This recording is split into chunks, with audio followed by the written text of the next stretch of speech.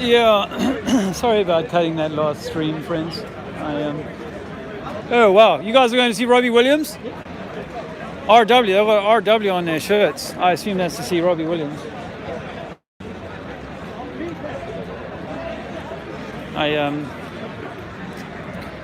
Yeah. Oh, so yeah, you're first.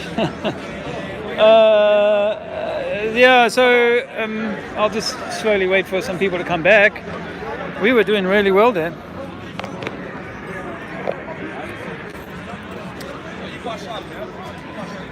Wasn't that guy Bob fantastic? Really interesting conversation. What you didn't hear me, I don't think I got him to. I took him to Earth is a plane, or things are happening on a planar level. I got him that, and then he had to go and get his train.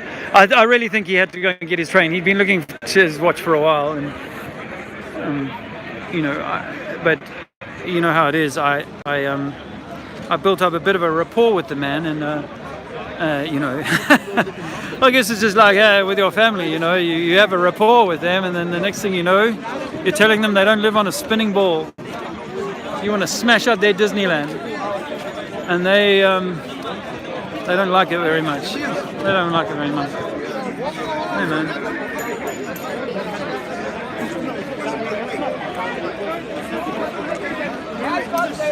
Yeah, they don't like it.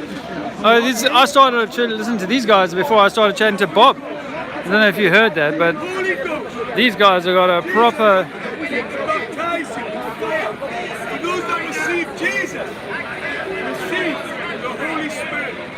They don't want to know. It's like they don't want to know. The Spirit of truth has come. He will guide you in the way of truth. But whatever he hears is not what he shall hear. Listen. 3 million. You know the numbers 3 million make 33, don't they? Because the M, if you roll onto the side, is a 3. So. I was gone. This is my mate Steve. Hey Steve, all right man? Big lad. He played number 4, I reckon. In rugby, I'm talking about rugby. Number 4. That's a lock. Friends, Romans, countrymen, lend me your ears. Hi Steve. All right mate. Hey brother, I know you. How are you? You're right. Cool. You're right. Yeah. May I ask you? How's the membership? Is it growing? The membership to what? The club? Yeah. For the Flat Earth. Growing? Yeah, I think so. I hope so. Yeah. I tell you what is definitely growing is that people are seem to be a little bit more open to the idea that this is one of those things that could be, but because people have been hearing about it in the media and so on, now when I write chalk down on the thing, I can hear people come past me go, no, it's not, because they haven't had, like last year when I was doing it, people hadn't heard of this before, so their minds couldn't really compute what the heck are they saying. Yeah. So, but now, well, you get the ridicule. I've had some intense ridicule, but you also get people going, yeah. That happened to me just now, So the way I start, I talk about, first of all, can someone show me any original pictures? No, first of all, I start with, has man gone to the moon? Yeah. And has he? Yeah. And then in so long, why hasn't he gone again? Yeah. So that gets them thinking, that's reasonable. Yeah. Once they get to that stage, then I say, why haven't we got any original pictures of the globe, the ball, Earth? Yeah. Why have we got that? Any original pictures or original pictures? So then they start thinking, so you feed them a little bit at a time. Yeah. And then eventually they come to start questioning more, and then that's when. It's great advice. Anyway, nice seeing you, man. Likewise. Remind me your name? George. Cheers, buddy. It's George. So that's it, Start people soft. Start them soft and build, you got to build them up and break. Oh, man. I mean, the thing is that you need time, don't you? We all took time. Those of you that found Flat Earth in the way that I think most of you do. So it takes time to break down those mind states, George. That's mind states. But sure, we got a lot of people obviously want to cling to the mind state that they've been given here, you know. And oh man, I can't say that everyone has to get it. I don't know that everyone has to get it. And as we've talked about, like there could be a shift, there could be like a pole shift or an energy shift. There's a lot of police down here. They're not normally so many vans. Or not, I say not normally, but I guess there's been some people are a little bit angry lately. So there's 4 vans there, and each of those vans is carrying a number of dudes or dudesses. And then there's some on bikes, some on foot. I can smell some weed. You know, it's been so long since I had a bit of weed, I have to say. I wonder if I can arrange myself some. Just a little smoke, something would be awesome. You know, when the adrenaline kind of gets pumped up and you're all going for it, it is a time when you realize that we were given weed for that exact purpose, you know. It's the antithesis to it's the antithesis of steroids. We've been given steroids to make us angry, to give us dysmorphia. So we need to avoid the steroids. I see you snapping with a policeman over there. Yeah. He's a very nice guy. That's He is Steve. a very nice guy. Steve. Yeah. He's a lovely guy. Yeah. Yeah. Mate gives policing a good name. Guys like that. Yeah, it's good. It's good. Just better post him. You know? Oh, awesome. Oh, right. Okay. Cool. How good he is. Cool. Have you? May I ask you your name? My name's Lisa. Lisa. My name's Dave. Nice to meet you. Yeah. Likewise. So you from London? No, I'm not. I'm from Portsmouth. Oh, okay. I was born in Poole in Dorset. Oh, not far. But I grew up in South Africa, hence the accent. But a few years ago, Lisa, I came across this idea that we've been lied to about pretty much everything. Yeah, sorry, I Have you- haven't got time for this. Oh, I'm going to the festival. oh, okay. Sorry. Okay. Well, that's all right. You go. It's a go on, Robbie carry Williams. on quickly, It's a Robbie quickly, Williams. quickly. Let me tell you Quickly. that Earth has never been proven to be a globe, like a spinning in space. The photos that we've been given by NASA are all computer-generated images. Yep. And so we've been lied to about the moon landings, Yep. about space. I agree with that. Yeah. And this goes even further. As it is 50 years this It week, is. isn't it? That's why I'm here, telling people that they definitely lied to us about I don't it. think they're Are you live? Yeah, I'm You're live. live! Yeah, it's only there's 33 people watching right now. Ma'am, go on, you're live. 33 people. I had 100 on also just now, but I lost my stream, so I've just started again. So it's building up the numbers. But I wanted to let you know that not only have they faked space. Well, space isn't really real. Like we can't have a vacuum and a non-vacuum sitting side by side. Like a deodorant can, if you punctured it, there would be an equalization of pressure immediately. So it turns out that we might be like in some kind of enclosed world where there's like a roof, a firm roof, and that the spaceships can't even get through that Well, like roof. Kew Gardens. Yeah, like the Eden Project. Eden Project. Yeah. Like some people say it's a dome. I don't know what it is, but I say that everything is flat. Like water is level. Yes. Do you know that? Yes. Like water is level, seas are level, Yeah. and oceans are level. Yeah, so I how mean, can we be round? Exactly. Well, Lisa, I like you already. And so that means that from England to America is one sea level. A little bit of tidal swell, but it's one sea level. It's not moving. We can't prove that it's moving. It might be that we live on some kind of infinite plane, and there's like level strata as you go up and down, and that this heart or earth level is like the middle point of the whole of creation. My final point is that you might well be the creator, meant to be having a divine experience here. If there's anyone online that wants to buy a Robbie Williams ticket for this evening, I've got one going. I love it. Well, you guys are I'm impressed. Lovely because to I meet thought, you. yeah, Robbie Williams fans. I'm a fan. I'm a fuck loving fan? angels Oh, instead. Everywhere. He offers me protection. A lot of love and affection, whether I'm right or wrong. Have a good one. There you go. Sorry about the singing. That's hard for you, I'm sure.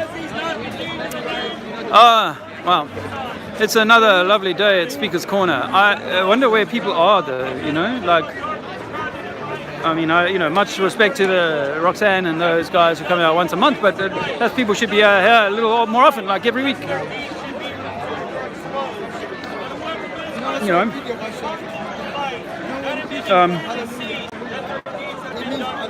Because I think that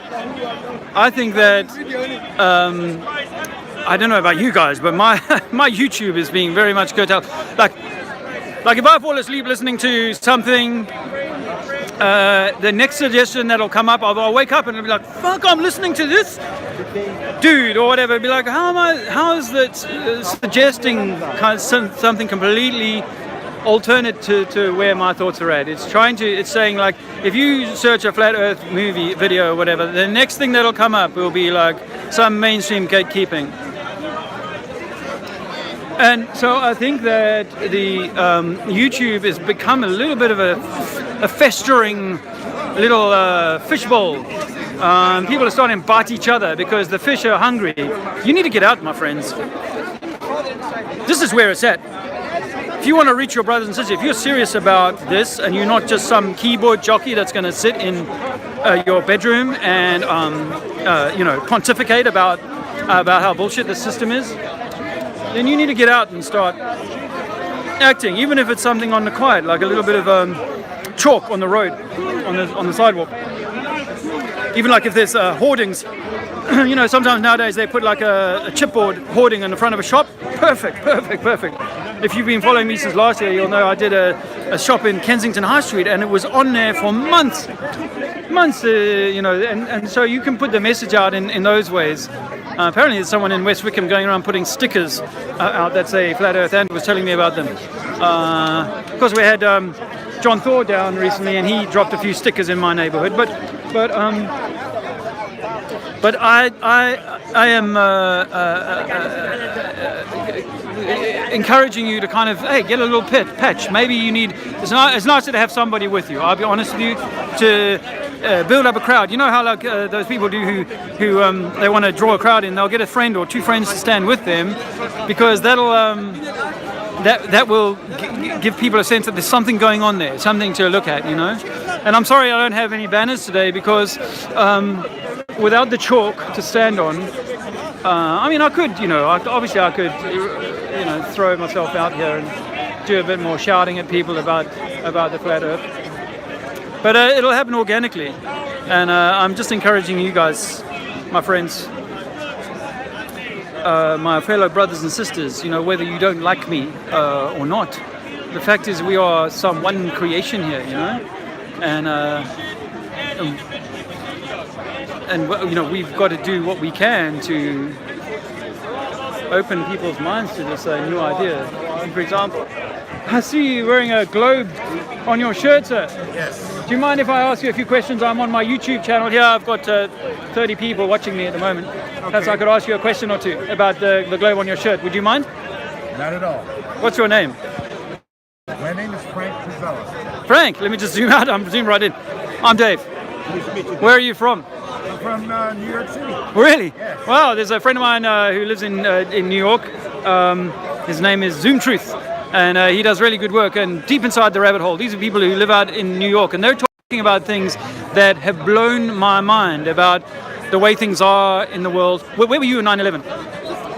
9/11, I was at work, not in Manhattan, but I'm a criminologist. Okay. So I was working in the courts, and from my building, I was able to see the smoke billowing up. I never saw a smoke billowing up. Wow, that was amazing. But did you see any planes or anything like that? No, I didn't see the actual planes, but my wife, many people worked down there. They fled the area. They had the white dust. Yeah. all over them. You did you say your name is Frank? Yes. Frank, you may not like me after this conversation, but I hope that you still do. My truth is, Frank, to be frank with you, is that I no longer think that Muslims did 9/11. Okay, so I'll get to the nub of my point, is that I think that it was a false flag attack. I think that those buildings came down by design. They were designed to come down, and that they fell into their own footprint in 11 seconds, which was steel that's meant to have melted hundreds of feet away from the source of the fire. These steel beams are meant to have melted. Now my barbecue, it has extreme heat, but the legs at the bottom of it are cold. And that's because, you know, the heat dissipates as it moves through the structure. And the superstructure of the Twin Towers was designed to take multiple plane hits, and it was steel. And jet fuel doesn't burn hot enough to melt steel, let alone steel 500 feet further down the building. So it's my suggestion to you, Frank, that actually those buildings were imploded, were designed, they were wired to blow on the day. Same with Building 7. Building 7 came down in 6 seconds, Frank. This is a 1992 construction, super strong building. It had Mayor Giuliani's bunker, 3 floors of his bunker were in there apparently, right? This building comes down in 6.5 seconds, and they NIST, the government body that did the reports, admitted that it fell at free fall for 2 seconds of that, where it was meeting zero resistance. In other words, it was falling into an air pocket.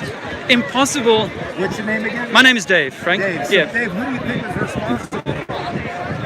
Well, first it took me a while to get to the idea that maybe the National Geographic story of pancaking and all the stories that I've been given by my BBC so on, they may not be true. That took me a while to get over. Then I started looking at who might be doing it, and when you start to look at the big names in politics, the Bush family, you look at the banking dynasties that are around. You look at the involvement of certain secret services, the participation on the day of some Mossad agents who were found to be filming the towers as they came down. They knew almost, one might suggest in advance, to be up on a roof of a building to be filming it. And an old lady phoned into the police and she said, I'm watching these Twin Towers come down and there's 5 men dancing on the roof of a car filming it. And the police found them, and they'd been on Israeli TV talking about how they were there. They were asked to be there to catalogue the event. So my suggestion to you is that there is a deep state that operates beyond what you ever realize, and that this deep state can conduct false flag events. And I'll give you an example that they've admitted to. They've admitted to the Vietnam War being started by the Gulf of Tonkin event. The Gulf of Tonkin event, the military have now admitted, was a false flag where they put PT boats, they dressed up like the Viet Cong, and they came and attacked themselves. Have you heard of a false flag attack? Have you ever studied that? No. Okay, me neither. I never got taught about false flag attacks, but when you start to look into them... I know what it is. Okay. So you're a conspiracy theorist. No, I'm a conspiracy realist. You don't think that conspiracies happen all the time, Frank? Oh, I know they happen. Exactly. As a criminologist, you should know people are always ganging up. I'm an African American who lives in America. I don't think conspiracies happen all the time. Understand. We've been lied to, but yeah. Understand the struggle that we have. I have a completely different view of Black Lives Matter than most people in America. Okay. Yeah. You know, we think we look at Black Lives Matter as African Americans because we are disproportionately killed at the hands of the police, unarmed black men. But others think that it's a terrorist group. Black Lives Matter is not a terrorist group. It's a consciousness, you know, to raise and say, what's going on here? Why are these particular people being subject to, you know, these kinds of loss of life more so than anybody else? So yes, you know, I think there's conspiracy. Yeah. I mean, I haven't thought about what happened with 9/11 that much, but I lost a bunch of friends and sorry to hear that. Colleagues that actually ran into the building. Okay. Wow. I worked for the courts of the state of New York at the time. Well, they actually ran in the building. Well, you know, and then it came down. Well, I'm sorry to hear that. Interesting analysis that you have there. Well, if I can offer you, because I don't say this disrespecting any life that was lost. I was in a war myself as a kid. At the age of 19, I went in the country in Angola, where the CIA, I was alongside the CIA, who was supporting the UNITA, a guy called Jonas Savimbi, and on the other side were the Cubans and the Russians, who were supporting the main government there. Right. Now, the South Africans, I was brought up in South Africa and had to do 2 years of national service. As part of that service, I went up and spent 3 months in a war in Angola, tank battles. I wrote a book about that, so I'm not just making this up. It's a published book you can get on Amazon. Now, what's the name of the book? Battle on the Lomba, which is the name of a river, in 1987. I nearly called it they called me Trinity, which was my nickname. That was the name, but the military publisher I used here in the UK said, no, you need to come with something a little bit more military. So if I look, Battle on the Lomba, 1987. If I Google Trinity, your book is going to come up? Well, it won't come up as under Trinity. My YouTube channel is called Trinity 4, but the book is called Battle on the Lomba. Lomba, Lomba, which is the name of a river. We fought on this river for 6 weeks, tank battles, the biggest tank battles in Africa since World War II, matter of fact. Now, I now have people come to me and say, not only were the CIA on the ground alongside you, which we saw, and we saw weaponry like the Stinger anti-aircraft missile, I saw that being used, and it was brand new technology in 1987, by the way, but the Cubans and the Americans and the Russians were meeting in Luanda in hotel rooms and talking about what to do next, what battles they were going to have next, and so on. So yes, I was involved in a war in which friends of mine died alongside of me. So when I say that I think that 9/11 was done by some kind of conspiratorial hand, not the 19 Muslims, I don't mean to disrespect anybody who died in those events. But when you start to look at things like I don't have the same view towards Muslims. I'm not. I don't think all Muslims are terrorists. You know, I think there's all kinds of terrorists. You know, out here. Yeah. You know, so that's not my. In this country, Tony Blair, I was very much into politics, and Tony Blair said that Saddam Hussein had weapons of mass destruction and he could use them in 45 minutes. Yeah. Turns out he was lying. And Colin Powell. We went in there and completely obliterated the country under the mistake weapons of mass destruction. Correct. And Colin Powell stood up at the United Nations and showed us a picture of these frightening trains that they had, that they could move these bombs, these terrible bombs around. Now, I'll be honest with you, when Colin Powell stood up, I trusted him because he was a black man. Yeah. I was like, if anyone is going to be telling us the truth in this system, it would be a black man, like Obama. But like Obama, he's just an actor. He's a puppet for a much greater control system. So a guy like Obama takes his orders from somebody else. He's a puppet that's created, and he ticked a whole lot of boxes, did Obama, as does the current Trump guy and Blair. No, but Blair, I don't know that I agree with you there. Okay, but let me get Obama is entirely different. I do think Obama was restricted in what he wanted to do, and yes, you control, because why? You know, things that happened to him. He was called names by other politicians, by Congress, by the Senate, you know, by would you like some water, Frank? No, thank you. By the House, that you would never hear that. And then now you see what we've inherited. We've inherited a guy that we got to get out of there. You know, a guy who I'm afraid is going to take us to war. But Dave, listen, I got to go. I got to go back and meet my wife. I've only been in London for an hour. Okay, Frank. Well, before you go, can I at least share with you this, that we think that the entire edifice of NASA is designed to create an illusion, and that NASA is really an extension of Disney, and the entire moon landing was fabricated. I didn't know this until a few years ago. I've totally believed in the moon landings, but that we cannot get to outer space. And in fact, we may not even be on the ISS. That the ISS is a trick played on the people, where they do a spacewalk, they do it in a swimming pool, they never do a 360 up in space. They use an aeroplane to create zero gravity, or we find them using harnesses. And these have been spotted out by people all the time. So what if space is fake? Earth is not spinning according to the science that we can find, and that water is level. And if water is level and sea is level, that means that between England and New York, you've got one level body of water. And when I send a radio signal, it's not going to bounce off anything. It's going to go in a straight line, in a wave. As waves dissipate, always propagate in straight lines. In my science, they always propagate in straight lines. So water is level, sea is level, ocean is level. Earth is 70% ocean. How do you curve, and how do you get a plane to fly underneath this ball, which apparently, if it's 24,900 miles in circumference, should be curving evenly away from you at about 8 inches in the mile squared, which means at 10 miles, which is 10 times 10, you've got 800 inches or 60 foot of curvature. Go back through your memory banks over the next few weeks and months and see if you can find 60 foot of lost curvature over a beach over any distance of 10 miles. They did an experiment back in the 1800s called the Bedford Levels experiment. Over 10 miles of water, they proved that it's perfectly level.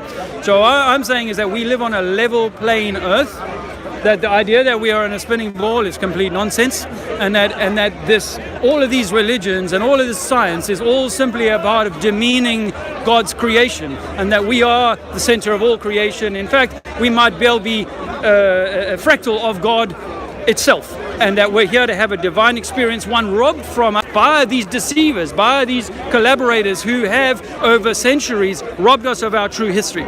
That's my thesis for you today. I like that last part. Okay, how can I find you on YouTube? Trinity 4, the number 4. Okay, so nice talking to you. Yeah, and I'd love to talk to you again. Yeah, oh good. Good, Frank. All the best, brother. All the best. We are one.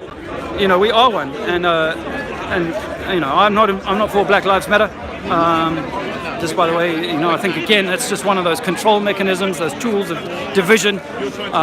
You know, to give people a sense that they are mistreated. I think that's what Black History Month is to reinforce this idea that black people, let's say, when I say black people, I mean, I'm not sure, you know, there's different shades, I suppose, so, and there's different places that black people come from. Now, I didn't want to tell Frank that I thought that he's not from Africa, that he's an American black man, you know, or brown, dark-skinned man, you know, not a slave from Africa. That's deception. That's part of the deception. Hey, how you going? You all right? Here we go. Go large or go home. Yeah, man. Go home. What are you doing, man? I'm just gonna. I gotta try and get a new phone, bro. Yeah, it's a bit broken, eh? It's so battered. Yeah, it's well battered. I've dropped it a few times. Man, I love my boy here, man. Thank you. Thanks, brother. Well, I'll catch you later. You know, I think you know, I think we've got to realize that you know, there's so much deception. I see it with like you know, just all these different religious kind of things. You know, it's like these guys are hanging on, these fearless Christians, for example, over here. They're hanging on to their book, but it's an interpretation that 9 other groups here that are all Christians would disagree with. You know, they'd say, oh, I like what he's saying, but this part is wrong. This is the Son of God. This isn't just some thief on a cross. He deserved his death. This was God, the King, perfect, unblemished, in every way, shape, and form. And he died. That died the death, the most painful, excruciating, unbelievable death, so that we could be free. I am free because I am a son of God. This lady is free. Are you a child of God? Are you a daughter of the King? This lady is free. This man is free. This man is free. This man is free. Get yourself free today. Yeah, it's interesting, eh, man? All right. I was admiring your artwork. You spent a lot of time on the tattoo bench, huh? Wow. Before you found Christianity, or okay? I've had a couple since. Yeah. I had a DMT experience about 4 years ago, and my mate who did it, the DMT experience, he led me through it. He's got tattoos over his eyes, lids, everything, his hands, the palms of his hands, everything. He's done everything, right? But when I was on the DMT for the 4 or 5 minutes, everything I could see was like waveform, electrical waveform, hey? And I say this to you with love, but when I was in a fear, the first 30 seconds or so was fear, and I grabbed his hand and I looked up at him. And I looked up at him, and he was all orange light, beautiful orange light, but not where he had tattoos.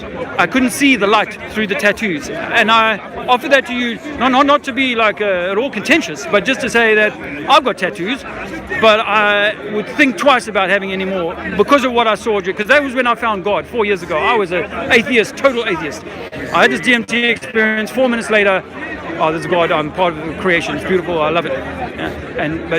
But I was unsettled slightly by what I saw, because his whole arms, all his arms are all those black, you know, those Maori tattoos, like all of that. So his skin was snaking up his arm around the black, but I couldn't see through the black. I couldn't see the light through that black. So I offer you to you as a brother, you know, in God, as just some knowledge for you.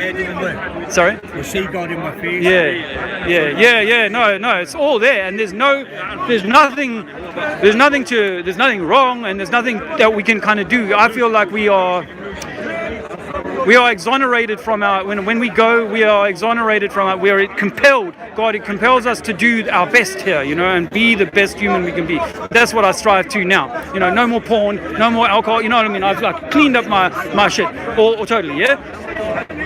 And so it doesn't matter what I've done. If I had tattoos over every inch of my body, that wouldn't matter. or other things that I might have done in my lifetime. I'm now seeking that God within me, and with that truth, or with that light, if you like, then I meet God at the end of my time here, certain that I've lived the way that God asked me to come here and live.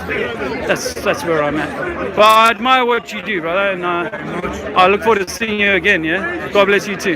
Cheers, brother. Thanks. Cheers, brother. Hey, man. So it's, there's definitely common ground to be had. It's common ground. I don't have to argue about, was Jesus a literal man or not. I don't think I need to do that. Because I can see me getting into arguments with people about stuff like that. And if nothing matters, this is one of the things I had on the DMT, is that I had this overpowering sense. Andrew didn't like it when I said this coming back. I said, honey, what I discovered there was that nothing matters, So where they say, I know this sounds, but it was, they have this saying, I know they say it's satanic, to say, do what thou wilt. Well, in a way, that's true, You have free choice. You can do what you will. You have that choice. And I'm not the one to tell you what you should do. You have to tell you what you should do and what path you should walk. And if you can do that and find a good path, a righteous path, and a right path, but not because you go to some book and some building and some dude, but because you go within yourself, that you find that goodness, that decency, that honor. And I think that's what we're here for. But this system offers the angry side, and it offers the happy side, the sort of the yogi side, if you like. It offers that, and I think you can lose yourself in either of those two camps, if you like, those two sides, the yin and yang. It's like, as Bro Sanchez says, it's that middle line between the yin and the yang. That's where we need to be at. That middle line, that loving line. Not commanding people to be a certain way. Not demanding people be a certain way. But just to be that middle way ourselves. And in so doing, I think the Bible and the Quran are right, is that you be that way and you show others by your light the way. And that's really all that we can ask for at the end of the day. That's all we can be at the end of the day, Otherwise, we end up being like shouting at people and preaching to people. Hey, brother. Preaching to people. It's all good, Steve. I'm keeping it clean. Keeping it clean. Hey, my brother. So good to see you. Yeah. The other day, Virgin, he was talking about the flat. What was that? He was talking about the flat earth. Yeah. And there was some conference about people who.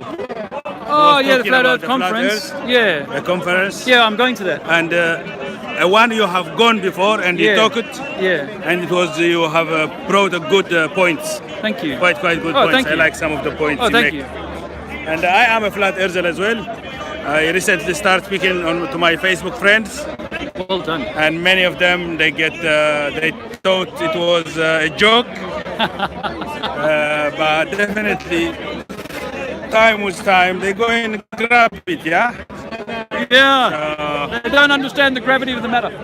They don't, because the media have fed them a lot of rubbish, a lot of lie. Yeah. And education, media education. And education, indoctrination. Yeah. And the higher they've been indoctrinated, the more they I say this to people. If you doctor a financial report, you're altering the financial report in your favor. So if you make someone a doctor, have you altered them in your favor? Yes. That's why the word indoctrination is, doctor is hidden inside indoctrination. I think. It is, yeah. So I think it's a long way for us to win a lot, but it's good to see. So we have to start listening to what NASA us or others. They say they have proven that the Earth is globe, but we have to see if They believe it without any evidence. So even now, whatever technology they use, we have to find the right way to prove those where it's cost. Awesome. Well, you know what? You came out last form of indoctrination. Whether it sounds unpleasant to the ear, but we've all been indoctrinated. So you might be really good at your religion, follow your religion, and then become a preacher, imam, or a priest for your religion. But you've taken that belief from a young age and just gone, yeah, I'll take that belief, I'll take that belief, I'll take that belief. And the same is true with science. So, you know, this is a long journey for us, I think, to get people to wake up. But it's lovely to meet a guy like you, Ricardo, who's come a long way on that journey just in the short time I've known you. Yeah, for me as a human being, I think we should start first with our senses. We should explore our senses, and we should try to be good, doing good for what we know. Yes. What we see, when we see wrong, we say we have to correct it. When we see needy, to help them. Yes. So this is where we should start about. But sometimes what religion tell us, a lot of scholars can interpret it in many ways to their favor. So that can be complicated, you know. It is religions and books are subject to interpretations. But more clear is our own judgment, our own sense, our own eyes and hands and foot. So I think we have to be more practical and straightforward in dealing with others for humanity. If we don't think the books, as I said, because they are subjective, I think the Human Rights Declaration, the Universal Human Rights Declaration, have certain articles. This have been accepted by UN, and this is human being. They put it more by their skills. So maybe we have to practice those ones. Equality of human races, equality between gender, and all these things. So this can be phase for us. Human rights articles and human right declaration. This can be a basic foundation for us to start live our life. And if you have any other discoveries, if you have tested any kind of phase, that's up to you. But it must be for good, to the good of all. It's just so difficult to trust the authorities that if they've lied to us about so many things, how can we trust them about the human rights thing? And my one sort of point on the human rights is that, like, if I'm the one writing the book that says these are your human rights, then I can also write the book that says I'm going to take those rights away from you. Because the more I give you, the more I can take away, or the more I get you to think I only have these rights thanks to the United Nations, or thanks to like this power, like God, or religion and so on. So that's why only negative I have with that is that we're appealing to the same authorities to give us rights at the United Nations that have lied to us about everything. You know, so yeah, a group. If you see the human rights articles, most of them, I think, as a human, I can judge it easily. Yeah. It is fair. It is fair if we live into it. They might not live into it. They might breach it and don't do it. In such time we have to oppose them. And the United Nations, I think, is one agreement not to pass the South Pole. So why should they agree to stop people from discovering the South Pole? So yeah, there are good sides into them, what they freedom and human exploration. Yeah, because we know that the globe lie is part of keeping people slaves, enslaving the mind, enslaving the body, enslaving the soul. So we know that that's what they want. They want to keep us enslaved, whether it's just to pay taxes or whether it's to stop us from finding our Godhead. So for me, these organizations are always going to find a clever way with words to bring in something new, say, bring in a black president in America, but still it's the same thing, or bring in a woman president or a woman head of the United Nations eventually. But really, she'll still be like Angela Merkel, a woman who's going to continue delivering this, this system of diminishing what humankind is. So I'm obviously hopeful, but I have to be realistic and think that there's no savior coming from the political system. The political system will carry on playing its game as long as it can until the people eventually work out how powerful they are, and individually we rise up in a way of peace and love, but an anarchy where people take back control of themselves and say, no, we don't need to have a government, we don't need to be paying all these taxes, we're not willing to have a banking system that's corrupt and stealing from us, or a vaccination and butchery program from the medical system that is poisoning people or leaving them with lifelong scars and so on, or a food industry that is making everybody so sick. So this is what I would say to you, my brother, is that the only way we're ever going to get out of this mess is by going within ourselves, and rather than seeking that from the church or from the United Nations, we have to be powerful within us. That's my message, and that's what I'm going to be talking about when I go to this Flat Earth conference in September. I've been kindly invited to speak there on the Friday night, and maybe half an hour or something. Just talk about activism, encouraging people to get out on the street, do what you do, and also talk about, gee, we are this divine thing. Let's stop squabbling over this book, that verse, this religion, etc., etc. This border, all of this stuff is designed to keep you small. That's my story. You talked a lot about a few points, and each point of these things you talked about maybe can be a book to answer this one. But generally, all this, I have suspicion on these medical companies, those medical corporations. Yeah. When power and business is owned by few people, it is big problem. So they will care about marketing, about sale, and they will less care about human life. Yeah, and also one could go a little deeper and say that they're actually trying to make people sick because they can make a cash cow. That means that your taxpayers, or if you go to private medical insurance, you'll keep paying money, £100, £1,000 a month for the rest of your life for medicines. So it's, and then some people say they're trying to cut the population down. So they want to make people sick, they want cancer, they want early death. It is true. I believe there is such activities in our world which is unfair, which is greedy. But the solution is awareness. Everybody need to be aware, and we have to gather together in classes, in different interest groups, and we should make limit to this medicine manufacturers. We got to de-indoctrinate the indoctrinated, because you see the pharmacists who make these drugs, they really believe they're doing a good thing. The doctors who pass out these drugs, they really believe they're doing a good thing, because they don't see what's gone into their whole system of indoctrinating them and moving us away from nature and into a sort of more man-made robotic system. Eventually, people are going to be all bionic man, wearing implants of this, a fake leg and a false this and a false eye and a brain chip that thinks for them and so on. That's where it's headed. There are a lot of good stuff, this medical things they produce, like if I have a wound, I have to clean it, I need a Dettol, I need an alcohol, I need a clean Not true, my brother. to cover it. What, in ancient times, they didn't have Dettol. They only had like turmeric. If you put turmeric in a wound, it'll clean it out perfectly well. But even this medical stuff, some of them are built from this turmeric. From those things, a lot of them, they use many herbals, yes. Cannabis. But when you go far into the medical industry, I think there are much serious things, a lot of expensive stuff they produce. And I think they do cause people some sickness or some diseases to treat them and things like that. So that's a common sense for me, unless I have a laboratory to prove it. I don't know, but in generally, I believe there is when business and power is dominated by few people, they will always continue to make profit. And and they have limited us. I think the earth is now a concentration camp.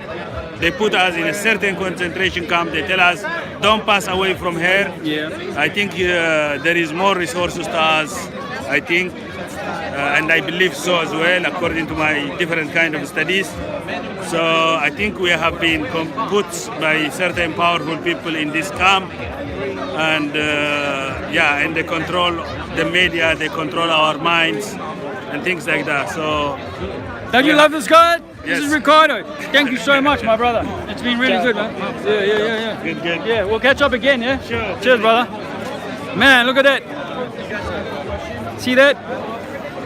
That guy's come a long way, you know. I mean, can't say much more than that. Eh? See, it's all good. Slowly. Get to the monkey. Hey, brother. This dude's got the shaven legs.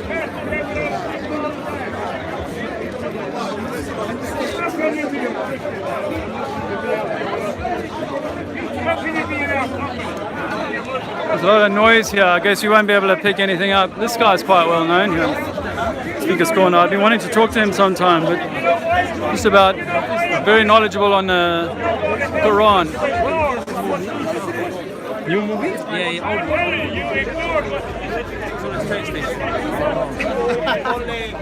But you know, obviously the more knowledgeable we are, the more we want to hang on to that knowledge as though it's the right knowledge. You know, it's such a big trip for the ego to kind of step back from that knowledge and go, this isn't sorry.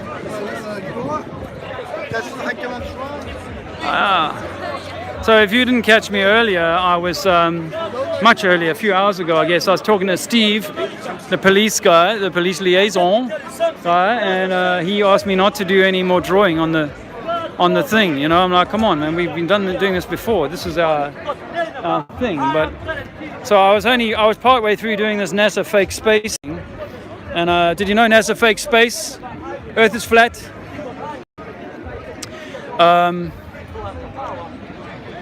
There's a lady in a thing. I shouldn't be filming her. I wasn't concentrating on that. Oh, no, I shouldn't be filming her, but she's in a public space. But the other day, a lady walked past me and mouthed, I think she was saying, please don't do that. I can smell weed, man. Oh, I could definitely do with a little puff. A friend came visit her recently. He brought me a little bit of puff. That was nice of him. I won't say his name because I don't want to dob him in. But that was nice to have a little bit of weed. Not super strong, but you know, it was all right. If you haven't been following my channel for long, you won't know that I was robbed last year by the police. My next door neighbor's son, it's a long story, but he ended up nicking a bit of my growing plants, and this is how I think. And then once his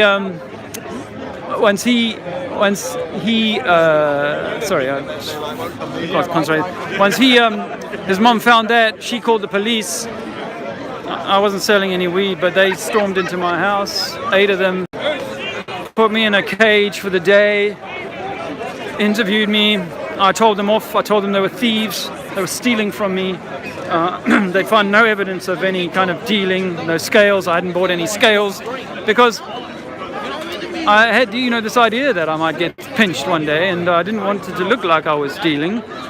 So they had to let me off with no charge. I had, I think, 5 plants that they ripped off me, and it would have been enough for 20 ounces, maybe 25, 30 ounces for the year, 12 months, at least 15 months of smoke. That was my plan.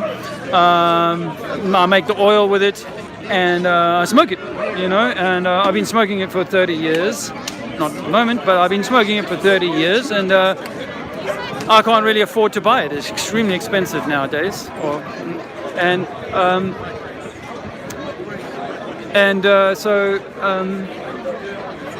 Yeah, I don't have any, but I should have had, and it's obviously changed my year. I do. So the medical profession will say now that cannabis is good for PTSD. And everybody I know, when I told them that the earth was flat, told me that I had PTSD. Not everybody I know, but people were like, you've got some kind of flashback thing going on, man. You've lost your nuts. So yeah, I should have had weed.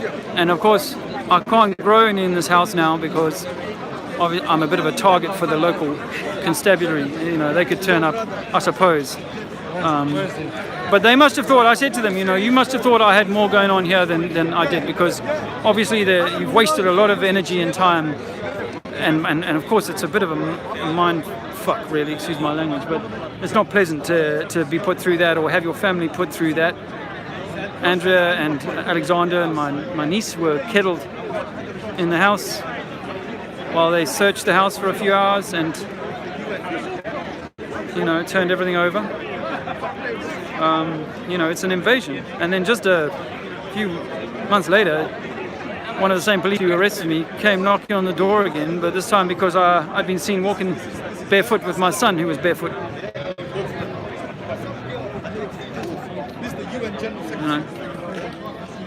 I'm not bitter. I'm learning the lessons. I'm taking from the lessons, that I am to have made. And of course, it has brought me different experiences. Not having my own weed, it'll mean you maybe go and ask someone for a smoke or something. So you might end up having a conversation. I don't know. I've got a video, actually, if you haven't seen it. There's a video that I'd made about 2-3 weeks before the raid. I'd filmed the plants had blown over. So I made a little video. If you're interested, you can go and see it. But I had this one plant that was really beautiful. It was it was a monster. All in pots, I was trying to keep it low profile. I had grown in a little plastic greenhouse a couple of years before. But I didn't need quite as much, and I was eager not to kind of stray over the 10 plant limit that I was told was what the plants the police were interested in. So as it was, there was only about 5 plants, and they couldn't find any evidence of any kind of dealing activity, So that's that on the weed front. I think that we can overdo the weed, I suppose, and some of the weed today is so weaponized it can knock you down and you can't get up for hours. But that's obviously the sort of propaganda kind of tool that's used to castigate or to vilify, rather, the cannabis thing. So I've had someone's wearing a championship. Tennis is on today. It's tennis today. The men's final. The first I'd heard about the tennis was yesterday, actually. My sister-in-law watched the semi-final. Rafa Nadal versus Federer. I used to watch tennis, but of course all of that TV stuff is... I know I'm not knocking someone for watching tennis. I think that's a shill or a gatekeeper or something. I don't know. I'm not knocking people who enjoy tennis, and I actually wouldn't mind playing a little tennis myself. But I guess it's all the time and the sort of the balance between your entertainment needs. My father-in-law, he would have sat for the entire 2 weeks and just enjoyed the tennis without paying any attention to his own stuff. So we need to be paying attention to our own stuff. That's important. That's important. What else are we going on? Oh, ladies, can I just tell you that we've discovered there's no scientific proof that the Earth is spinning. There's no experiment. There's no experiment that will show the Earth to be spinning or turning. We know that the sun and the moon are moving over our heads, but we can't find any spin. We also can't find any measurable curvature. So what if I was to tell you that we do not live on a ball in space, but that God created a plane, a flat Earth, and that you are the center of creation, and that... Pardon me? Oh, please do. Please do. Put it on your Facebook. Say you met this crazy guy. I've got a YouTube channel called Trinity4, right? Trinity4. And I talk for the last few years, I've been talking on this idea that we could not live on a ball. If we lived on a ball, the water would just fall off the bottom. Yeah, we're given a thing called gravity, but gravity has never been proven as a force. So when we say we pick something up, we impart energy into that, and it'll just fall back down. But if it was like, if I dropped it on a swimming pool, it might float, for example. So things have a density and a buoyancy. So before they invented gravity, we only talked in terms of how dense things were and how buoyant they were. So if you look at the atmosphere, as you go up in an aeroplane, you'll find that the clouds are level as you go through them. And as the air gets thinner and thinner into the helium and hydrogen at the top of the periodic table, these things are just level planes of gas sitting one on top of each other. If you took oil, it would float on water in a perfect plane. You could make a mirror out of a lake on a still day. And they say that we should be able to measure 8 inches of curve per mile squared, which means that over 10 miles there should be 80 inches or 60 feet, 800 inches or 60 feet of curvature. That's not there. So if you've ever read the Bible, you'll know that the Bible says that God created the earth with the sun and the moon as small lights inside of a firmament, underneath a roof. So I now say that we live in an electromagnetic universe like a torus field, an energetic torus field. Well, what if, okay. Well, for me, I used to believe in the Darwinian evolution story. And that made me think that I was just a lucky strike rather than an intended creation of the Most High. That's the first thing. So if you wanted to enslave people, you would make them think that they lived on a ball, they couldn't go anywhere, they were trapped, they were small, they were meant to be working for taxes and paying homage to governments and to religious leaders and all this sort of thing. When I'm saying, no, what if you are God? What if you are the Creator? What if you are Jesus?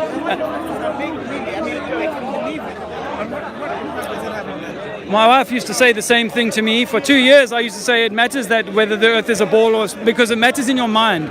You see, firstly, you lose your senses when you're 5 years old and your mom tells you that Santa's going to come down the chimney and then he can get to all the children in the world on the same night. They also tell you that you're spinning at 800 or 1,000 miles an hour at the equator, but you can't feel it. Your senses are lying to you. Yeah? They also tell you that you are small and insignificant, when in fact you might be the most important thing that's here. And so yes, for my wife, after 2 years of me saying it matters, she really finally saw it. Something clicked. But you will always feel that until you get outside of the fence. You know, if you said to me, I love that, but you are special. Yes. Well, that's what most people say. But once you've looked at it, once you see it, you'll know why it matters. I'm glad I had the opportunity to share it with you. Have a super day and a super life.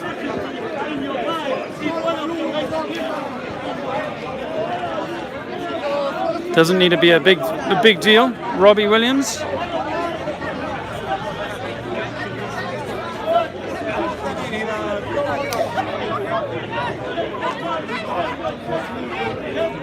Yeah, they weren't all buying that, but that's okay. I mean, I'm just opening their eyes to the idea that the earth is flat. Hey, did you know the earth is flat? Did you know the earth is flat? Just throw it at them.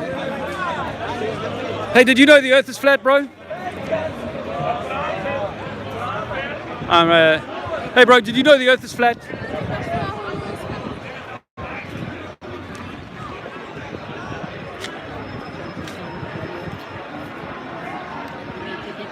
No thanks, but did you know the earth is flat? What? We don't live on a spinning ball. It's been proven that NASA's lied to you, my brother.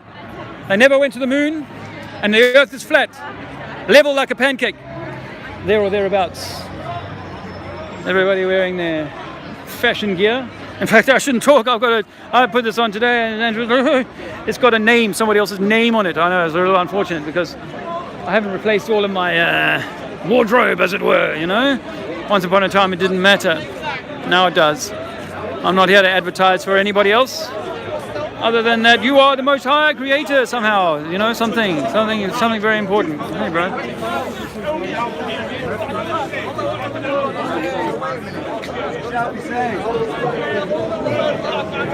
Jesus says, "Come to me." Jesus says, "Come to me." I don't know. I'll give you rest.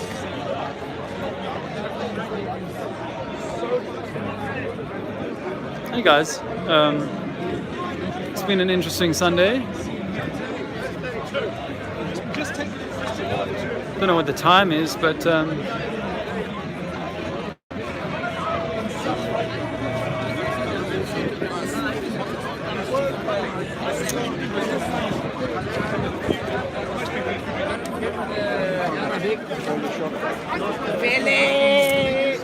Most evil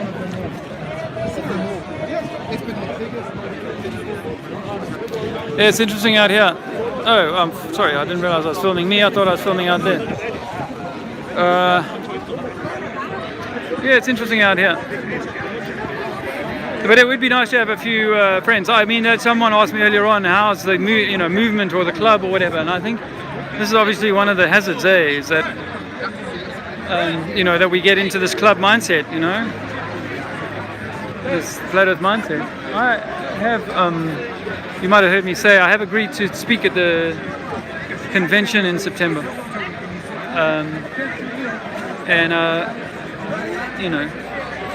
there are obviously things to think about when it comes to that, because we are in a group that are riven with. We are. Yeah, I'm a flat earth brother. You guys into that? This argument, a fight started 1 month ago. I heard about that. Oh, he doesn't want to talk about it? Oh, okay. You came and it was voodoo and he left. He said, I don't like it. He said, I don't like this stuff. The subject, He doesn't like the flat earth. Yeah, thanks. Yeah, no, I know. He's correct. Yeah. I think that's all right. No, you didn't say that. I said, a few weeks ago, someone was talking about flat earth with each other. Yeah. And then a punch-up started. Yeah, I heard. And the result of the Lebanese guy. Yeah. He got hit in the head. Yeah. It was about this topic. I think, it spiraled into. Then it went into other things. Yeah. Oh, was that? That wasn't when a guy was calling out his mum or something like that. It got heated. That was like 2 weeks later. Back in the end of May. Okay. The flat earth one. Yeah. It's on YouTube also. I think I came late. Maybe I was late, or I missed that one. I wasn't here. It's there, yeah? Yeah. And it moved. I think it started there and then moved. Yeah. Because I gave to him some tissue. Yeah, Lebanese guy. Oh, right. Well, because you see, this subject. Like a Jamaican guy and a Lebanese guy. Okay. Yeah, the one who got cut was Lebanese. I look like European, like you. You somebody good. No, I thought maybe Romanian or something. No, he was Lebanese. Once I spoke to him. You're like, now I know. Yeah, I could get confused and think. You could think he's Italian. Yeah. Spanish. Yeah. Where are you from? Turkish. Okay. Kurdish. Oh, Kurdish. Okay.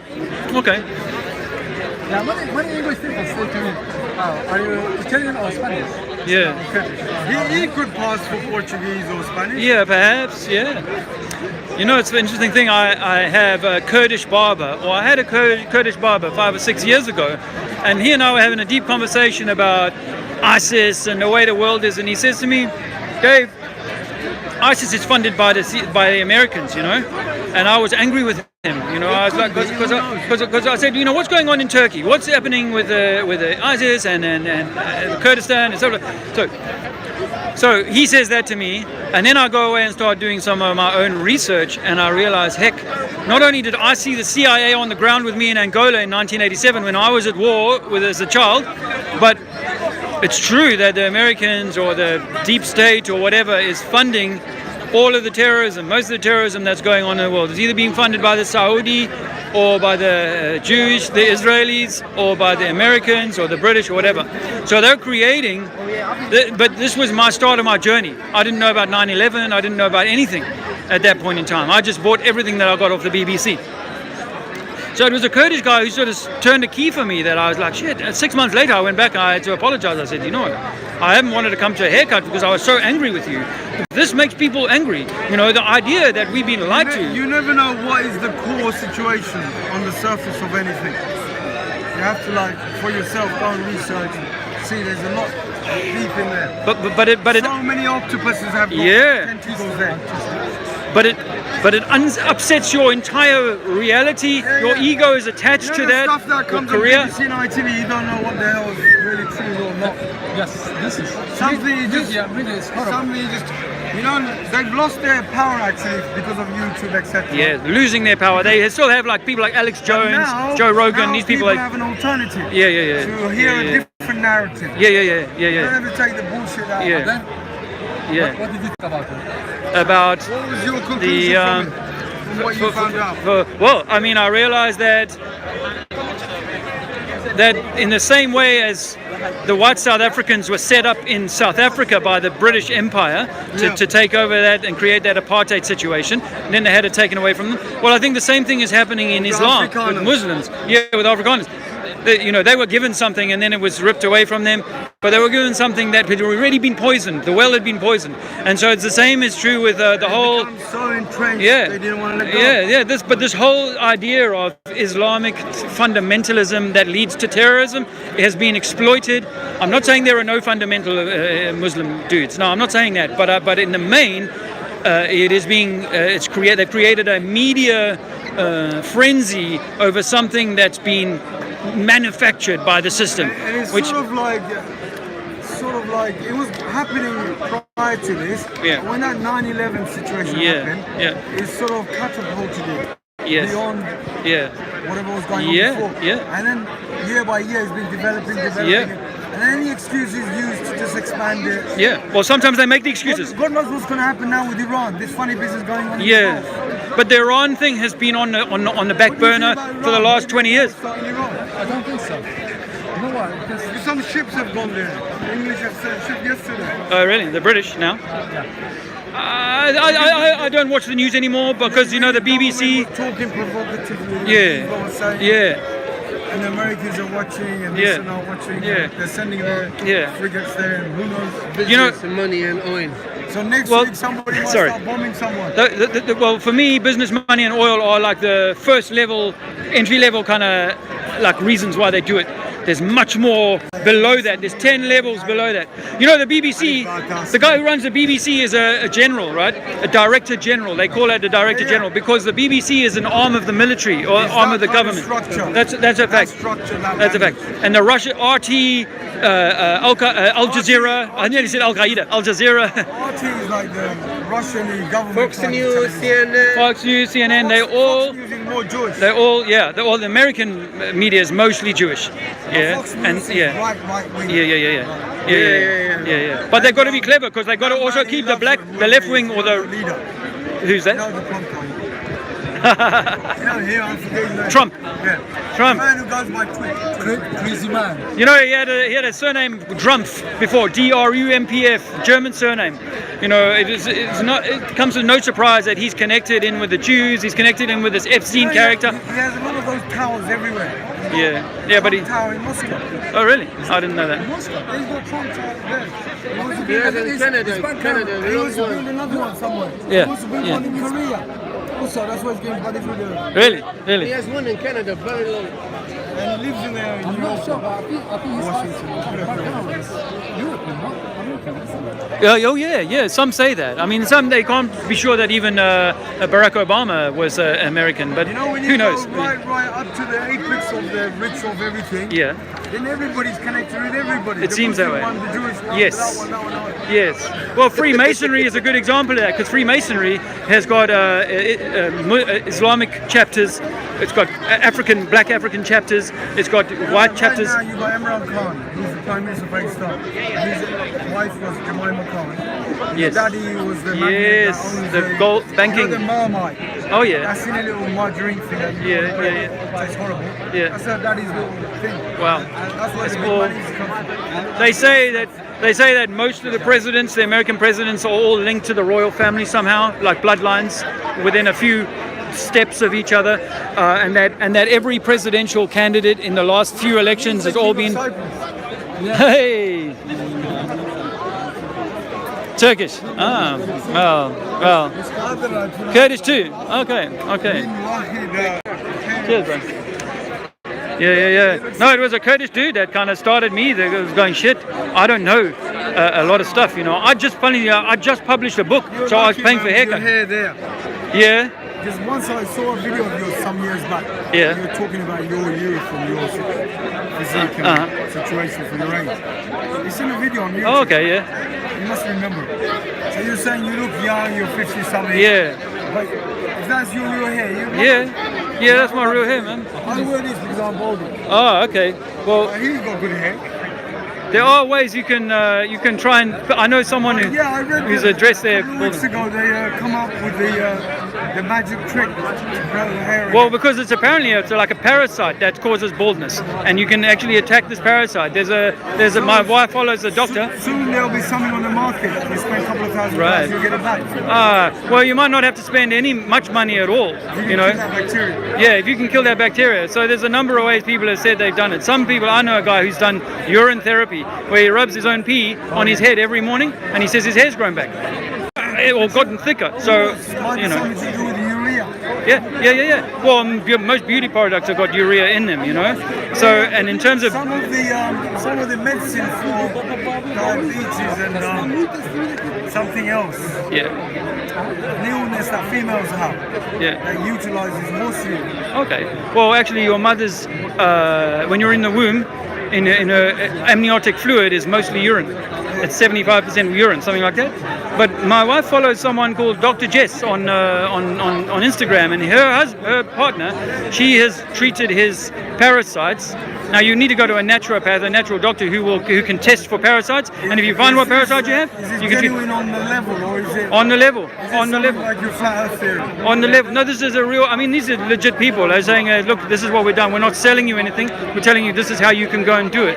So I think that if it is a parasite, and I think most things like cancers and other illnesses are parasites, then they can be beaten. They can be beaten. Look how they controlled all this AIDS and everything. Yeah. Now somebody doesn't have to die. Yeah. One day they'll come to the conclusion that it's even better. I think that the cures for cancer have always been known, but they hide them because they make huge amounts of profit and they like to keep us sick. This you'll only be able to accept, or will you be willing to accept, when you've listened to enough testimonies of people who've cured their own cancer with cannabis. Problems. You could fix it with a lot of counselling and talking. Yeah. They prefer to just medicate people. Yes. And not give them the option of like a lot of time and talking therapy. Just sort of shut them up with some Well, when it comes to the parasites, we've discovered that some of our bad feelings, some of the way that we either overeat or we're stressed or whatever, may well be an over abundance of a certain kind of parasite, particular kind of parasite in you. We're talking about the brain. Yeah. Well, about how parasites can be. Let's talk about teeth. I'm very bad for that. You can get one on the NHS. Put it on. They're drilling there. White one. They drill into your. Oh yeah. They call it a crown implant. Yeah, that's it. £5,000. Go to the NHS, they'll help you. No, seriously. Last two years, I went to see my dentist. Just to, what's called, root canal. I said £400. Really? So listen, leave your job for 2 months, then go. Okay, so you can do something. I lost my tooth. Yeah, I've lost one tooth because I had root canal and eventually it broke. But you can do something called oil pulling. If you take coconut oil or olive oil, something like that, you take 30 mils. No, I don't know about growing back a tooth. But in terms of your gum health and your tooth health and so on, if you do oil pulling every day, people talk, go and look it up on the YouTube. People talk about how they do that. And you will definitely, I've done it. And I've definitely found an improvement. I'm 51. I've definitely found an improvement in my gum health. Because your dentist will tell you your gums will never be improved. But if you do things like this oil pulling, honestly, you can improve that. One more thing has just come to mind, is whenever I've got a toothache, I'll take a little bit of diluted hydrogen peroxide, HO2. Hydrogen peroxide, you've got to keep it in the freezer so it doesn't, but you gargle with this. My son on the way here today said to me, would you mind doing me some hydrogen peroxide when I get home? I've got a bit of a toothache. It works so well. Yeah, it would die, but it works incredibly well because it kills all the... we've got zillions of little bacteria in your mouth, even after you brush. You don't want HS2. High speed 2, no, we don't want HS2. But HO2, hydrogen peroxide. I use a 12% solution. 12% solution. You can get a higher one. Well, I don't. Just so you know, I no longer think in particles. In terms of particles, I think that we're in a wave system, like all electromagnetic, and that everything is sort of. If you do understand chemistry or physics, they're fantastic, fascinating subjects. So wonderful, Yeah. I regret now, after chemistry, carrying on. So I went into bullshit learning, money and accountancy. There's a load of rubbish, gives you a headache. Yeah. You get some wages, but it ain't as interesting as chemistry. Yeah.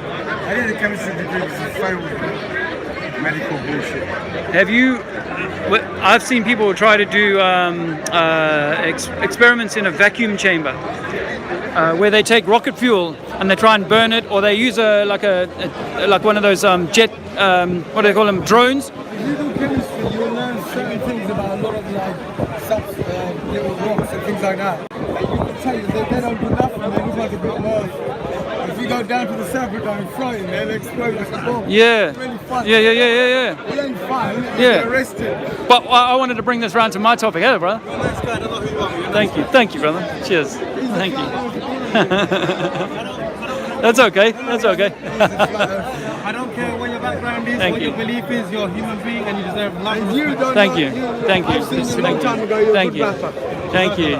We don't do that kind of stuff. I'm saying he's an Islamic rapper. He's here. We don't do none of that. No, but if you see him somewhere, we don't make music no more. When I was childish and young, we used to make music. We don't do that no more. I teach the religion now.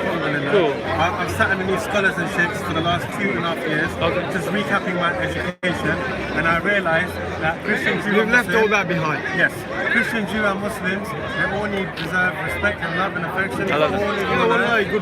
We're all on earth. We need to respect one another. I love We're all sharing the same air. Yeah. If we're not sharing the same God, we're sharing the same God. I think we share the same God. That's what I think. We share the same God. But I had the advantage 25 years ago of having giving some Muslim dudes a place to stay for about a month, maybe 6 weeks, and they South Africa? they People are good people. thank you. They stowed away on a ship after the first Gulf War from Iraq, and they turned up in Cape Town in South Africa, and for about a year. long journey. Yeah, they spent about 7 days in the hold until they came out and showed the ship crew that here we are, and then they had to drop them off in the next port. So these guys had nowhere to live after about a year, so they came and stayed with me. Muhammad, Fadil, Fala, these three guys. I got all new pots. I got all new pots. I'm hoping one day they'll turn up.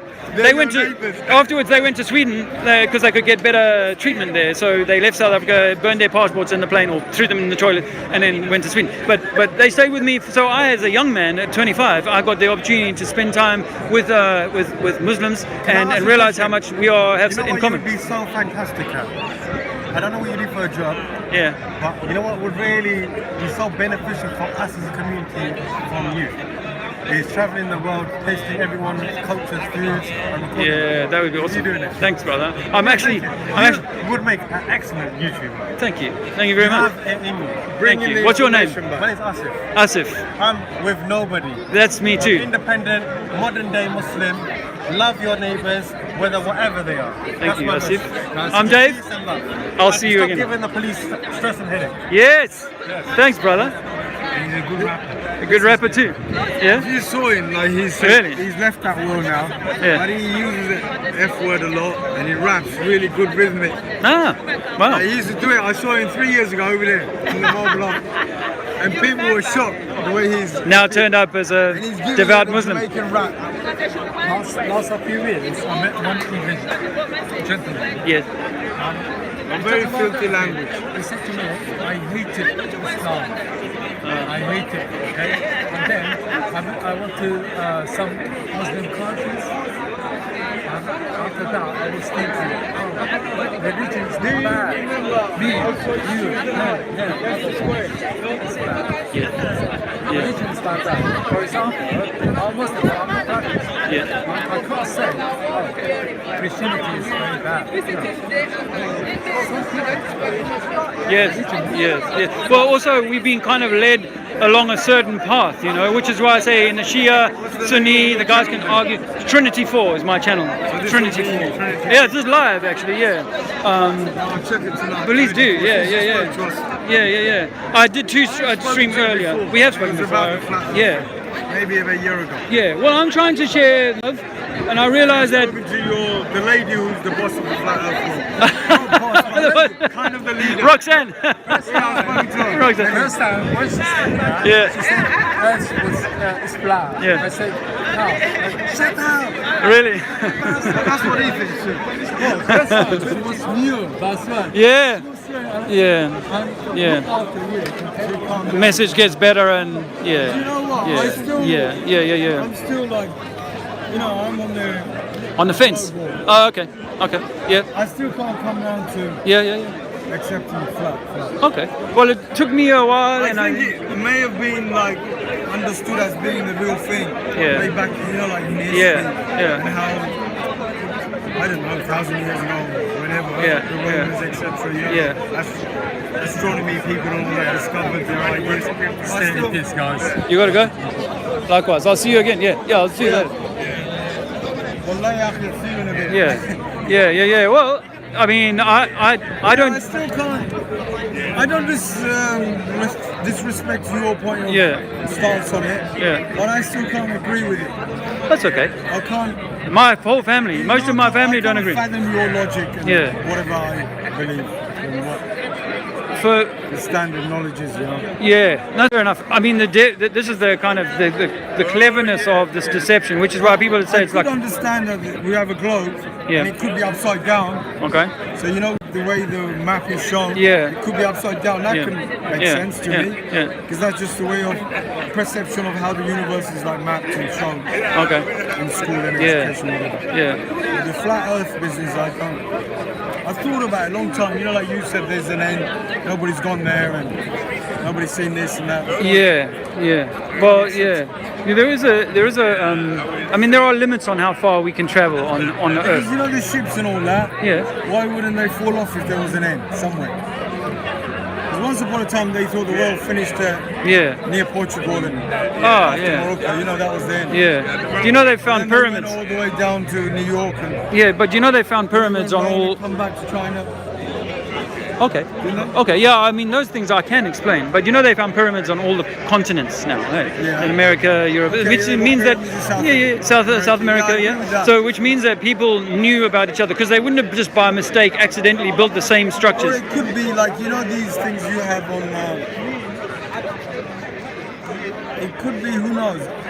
I'm not saying it's correct or true or anything. It could be some sort of myth and ideology that was like very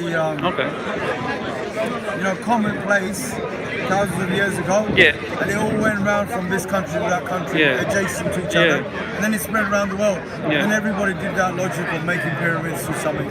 You know, have you heard of the Mayan predictions about 2012? Have you heard about that stuff? Well, they made those predictions based on a cosmology where all the stars were like locked in a position. And pyramids over there, a bit like Egyptian law. And I might suggest, if I might suggest that the pyramids might be trying to show us that we live in a sort of tier system where as you get to the top, to God, if you like, it becomes smaller and smaller at the top of the pyramid, right? That's the very top of the pyramid. And down here, maybe on Earth, we're at the bottom of the pyramid, perhaps.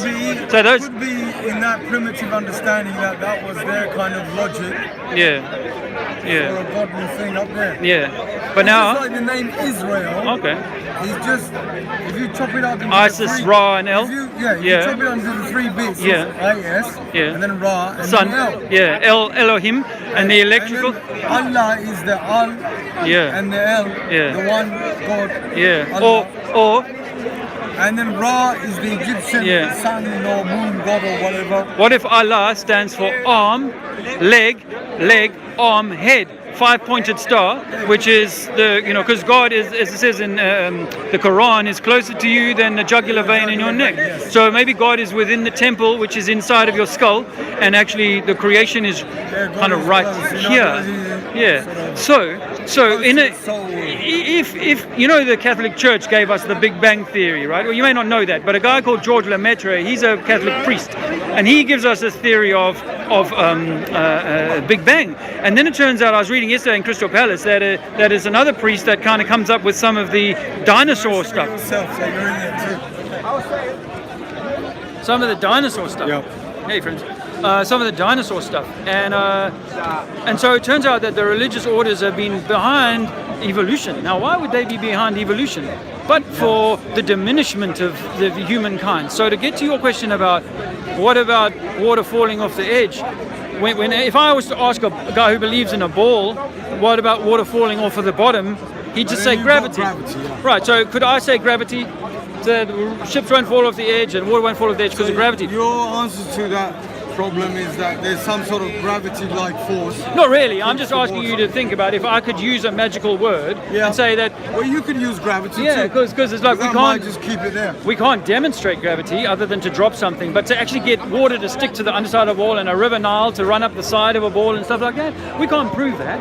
What we can show is that water is always level and needs to be in a cup, in a container, in a bucket, in a pond, in a lake. Yeah, so it always has to kind of have like a high. It has to have a bank around the edge of it. Otherwise, it runs away. So your belief is that this has been an idea that's been propagated around the world for everyone. By the Catholic Church, actually, because the Catholic Church are behind the first globe, which is 450 years old, and that the first globe was invented. And you see that Einstein was in bed with them. The Newton story is all like the Vatican didn't want him telling the story. But if the Vatican didn't want him telling the story, why did they allow the Big Bang Theory to be so popular? When in fact that denies God, because the Vatican, the Big Bang, everything out of nothing is a bit like saying the virgin birth. Everything, this man came out of no contact with man and woman. When in nature we know man and woman need to make contact sexually to have a child. That's what happens in Other than for Adam, other than the first one, Adam was made by God. Yeah, okay. I believe in the religious. Yeah, I mean, I got this other idea that when God created the earth, then God created the earth with the people on it, and so in different colors and shades and stuff like that. He made Adam and put him on it, and then from him came all the offsprings. And well, if you go, I'm not. Because when they leave the Garden of Eden, another way of just a little bit different than what you're saying. Yeah, well, okay. And then he made all the little offsprings into different tribes and languages, so that if you and I were God omnipotent and we could do anything, and we had we had all this land spread out in front of us, and we wanted to allow God to kind of come and have an experience, then we would want to have a million different experiences, or a billion different experiences. So why not create a billion humans simultaneously? Yes, they might look a little different in this group, and that group might look a little different. Or maybe God does it for his own desires, whatever his own reasons, and he made Adam. And then from Adam, he needed a companion, so he made Eve from his ribs. That's what the religious story is. Yeah. Have you heard the expression? And then he expanded from that. But you don't like that. Have you heard the expression, I'm ribbing you, when I'm taking the mick? Yeah. I think the piss out of you. I think because to create Adam as the first means that you don't have to come from the mother. See, in nature we say Mother Nature, and that a child is born from the mother. But if you allow a man to be first and then for the woman to come from his rib, you completely go against nature. But we say fatherland, don't we? Because we live in a heliocentric, male-centered or patriarchal system that reveres the man and subjugates the woman. Which is in the Western countries anyway, being a bit sort of reduced. It is. Now. I mean, it's a natural. Females are given more. They are, but it's also almost like the females are having to be like the male. So if you want to be a CEO in business, for example, as a woman, you have to be as harder than the men. Almost. You have to ape the man. Yeah, you have to take on it, but that's a left brain thing. That's what thing. I mean by ape, not be an ape. Yeah. Oh yeah, because we don't come from apes. None of us. You know, God created us in God's image, so we were never apes. God created apes, or the Creator created apes and other animals. But the scientists don't agree. But I used to be one of them. I used to absolutely go with that everything out of nothing. Everything came from nothing, and then just give it a few billion years. What about him? He's a pious Christian and a good man. Well, because he again, you know why? Because I was almost kind of taught to be frightened of Islam. Were you a Christian preacher? Never a Christian preacher. In fact, when I was 12 years old, I told a preacher that the Bible says the earth is flat, and I was out of the Bible. I never was interested because I was into science. That man was suggesting you should be a good YouTuber. Yeah. I'm going to watch that back. Yeah. But you are a YouTuber. Yeah, I am a YouTuber. You have been doing this for many, many years. No, not long. It's only at least 2 years. Well, I spoke to you 2 years ago. No, maybe no. We first came here on the flat Earth last year, The first time we came here was last year. No, I actually observed you, not regarding the flat Earth. I observed that you were talking about your life story. Okay. About your wherever you went in the world and some war situation. Yeah. And your health. Okay. You sort of yeah, I've been talking about that for a while. Positively, how your natural diet, etc., has kept you looking youthful. That's what I'm talking about. I first saw you. Remind me your name. My name is Mohammed. Mohammed. I'm Jay. Mohammed. And I'll tell you, Mohammed was one of my friends from those guys. I'm much older than you. Huh? I'm much older than you. Yeah? You don't look it. That's what I was going to say, related to what we were talking about, your youth. Yeah. I just don't have your hair. You beat me on the hair. Otherwise, youthful-wise, God or Allah or whatever has been very kind to me. Good. Because, I'm really happy. Because I am but I tell you why quite a lot, many years older than you. Well, I would have gone to school when you were in primary school. Really? I would have hit the secondary lot. Wow. So, yeah, I don't want to say, but that must be. You said 51, so you add on. Wow, 6, 7, 8 years. Wow. Yes. You're doing really well. That's really fucked you up. Sorry about the language. No. Sorry everybody about the effort. No. But this gentleman is a nice man. I've observed him, and he has his own beliefs and thinking, but he's a good man. I don't have any flyers today. I've got some business cards. That's my friend John Thor. You can hand that to people if they want to go and look at it. He does some really good shorts. Yeah, about flat Earth. Maybe the flat Earth has some sort of magnetic effect on. Yeah. Well, you know what? It centered me. I mean, I really became. I will tell you, your hair. I watched it after listening to you talk about your diet and how you maintain your health. Your hair, it almost looks like somebody has done a very sophisticated wig job. Wow. Do you know I cut my own natural. hair? Yeah, I cut my own hair. I can't even afford a haircut. I agree, it's natural, but somehow it looks so good. Your genes for the hair must be too good. Yeah, my dad, he's 80 years old and doesn't have any grey hair or. The stuff around here is like mine going white. Yeah, that's not that. Yeah, and I don't colour it, and it's blonde like this because I do a bit of gardening. I'm a gardener. I'm like a gremlin. I got a bit up there. Yeah. So I grow them in a comb over. Okay. So I do a bit of fooling around. But yeah, I can't. But I heard a couple of weeks ago, I read some media stuff. Yeah. I don't know if it's true or not, but not the usual rubbish that take this and do this and do that. Or you might get some growth back. But somebody has discovered the chemical solution to this. Some real scientists at Harvard or something. Well, I can assure you, Mohammed, that a friend of mine promises me that his hair is getting thicker. Urine treatment. Absolutely, he was bald. Do you know, in the language Arabic, the way you say, I would like this thing, is urid. Urid means I want. And turid means do you want. That's the word. So urid sounds a bit like urea. Yeah. Urine. But urea is a chemical. Well, what about one of the most important rivers in Europe is the Rhine? Yeah.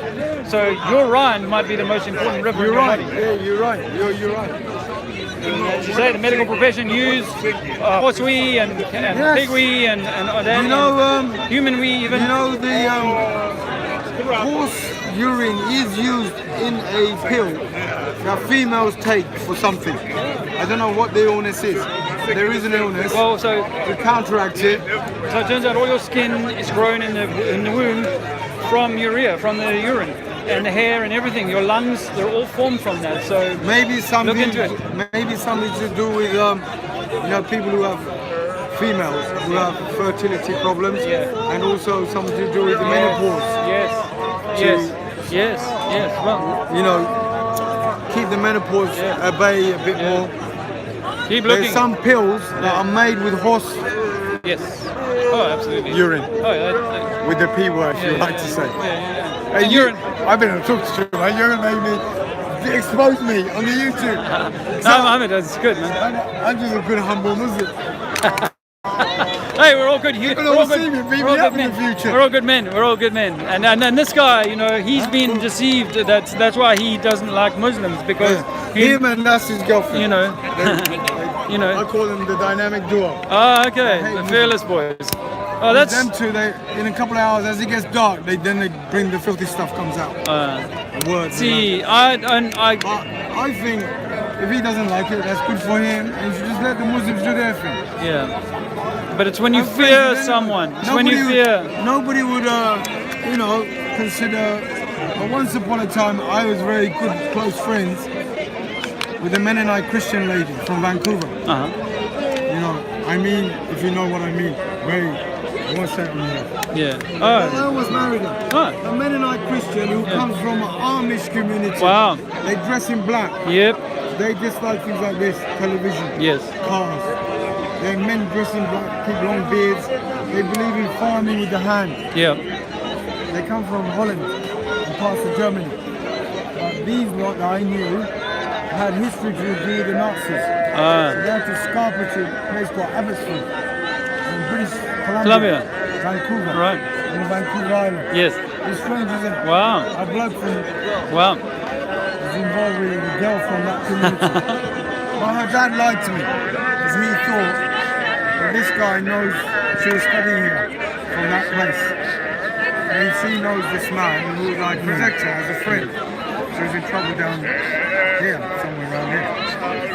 So it's very strange. Well, so I'm just saying, I'm friends with anybody. Yeah. Christian, Jew, whatever. Yeah. And although I'm a Sunni Muslim. So Yeah. Well, I'm not going to go around beat someone up. Yeah. It'd be insulting, honestly. I'll be nice to your thinking about your flat earth and whatever. Yeah. I'll give you the moment. Not moment. Or a little respect. Hours to listen to your whatever you're trying to say, your logic. I won't insult you. That's your prerogative, your privilege to follow what you want. Well, I mean, for me, I think that Muslims in the main, I think Muslims in the main are very good people, and Islam actually demands or commands us to be better humans, better men and better women. So in that sense, Islam demands that always seek knowledge. Yeah. On anything, seek knowledge, try to find out, try to understand. Nobody knows anything and everything. So Mohammed, I'm going to put a problem in your Islamic head, in your beautiful Islamic brain, and this is the problem. If you live on a ball, if you think you live on a ball, you should be able to measure the curvingness of that ball, right? It should be measurable at some level. But isn't there some sort of formula in physics? Correct. There is. So it's apparently not my maths. That's right. And it's 8 inches in the mile squared, because if you're standing on the North Pole and you go to the equator, you're going to travel 6,000 miles down the side of the Earth, but you're also going to go out 4,000 miles, which is the radius of the ball. In simple terms, over just 100 miles, or say 10 miles, you're talking about 60 foot of curvature, of bend. But actually, we can never measure that. We think we see a ship going over the horizon, but when you take a powerful zoom camera up, boom, that ship will come back into view and it'll be sailing for another hour. You are propagating the idea that this is all just an idea that's being publicized. What is the globe? That we can't confirm this. And it's just, we have to rely on NASA to provide us images of the Earth. All the powers that be around the globe. Yeah. The flat globe. Making everybody believe that this is true.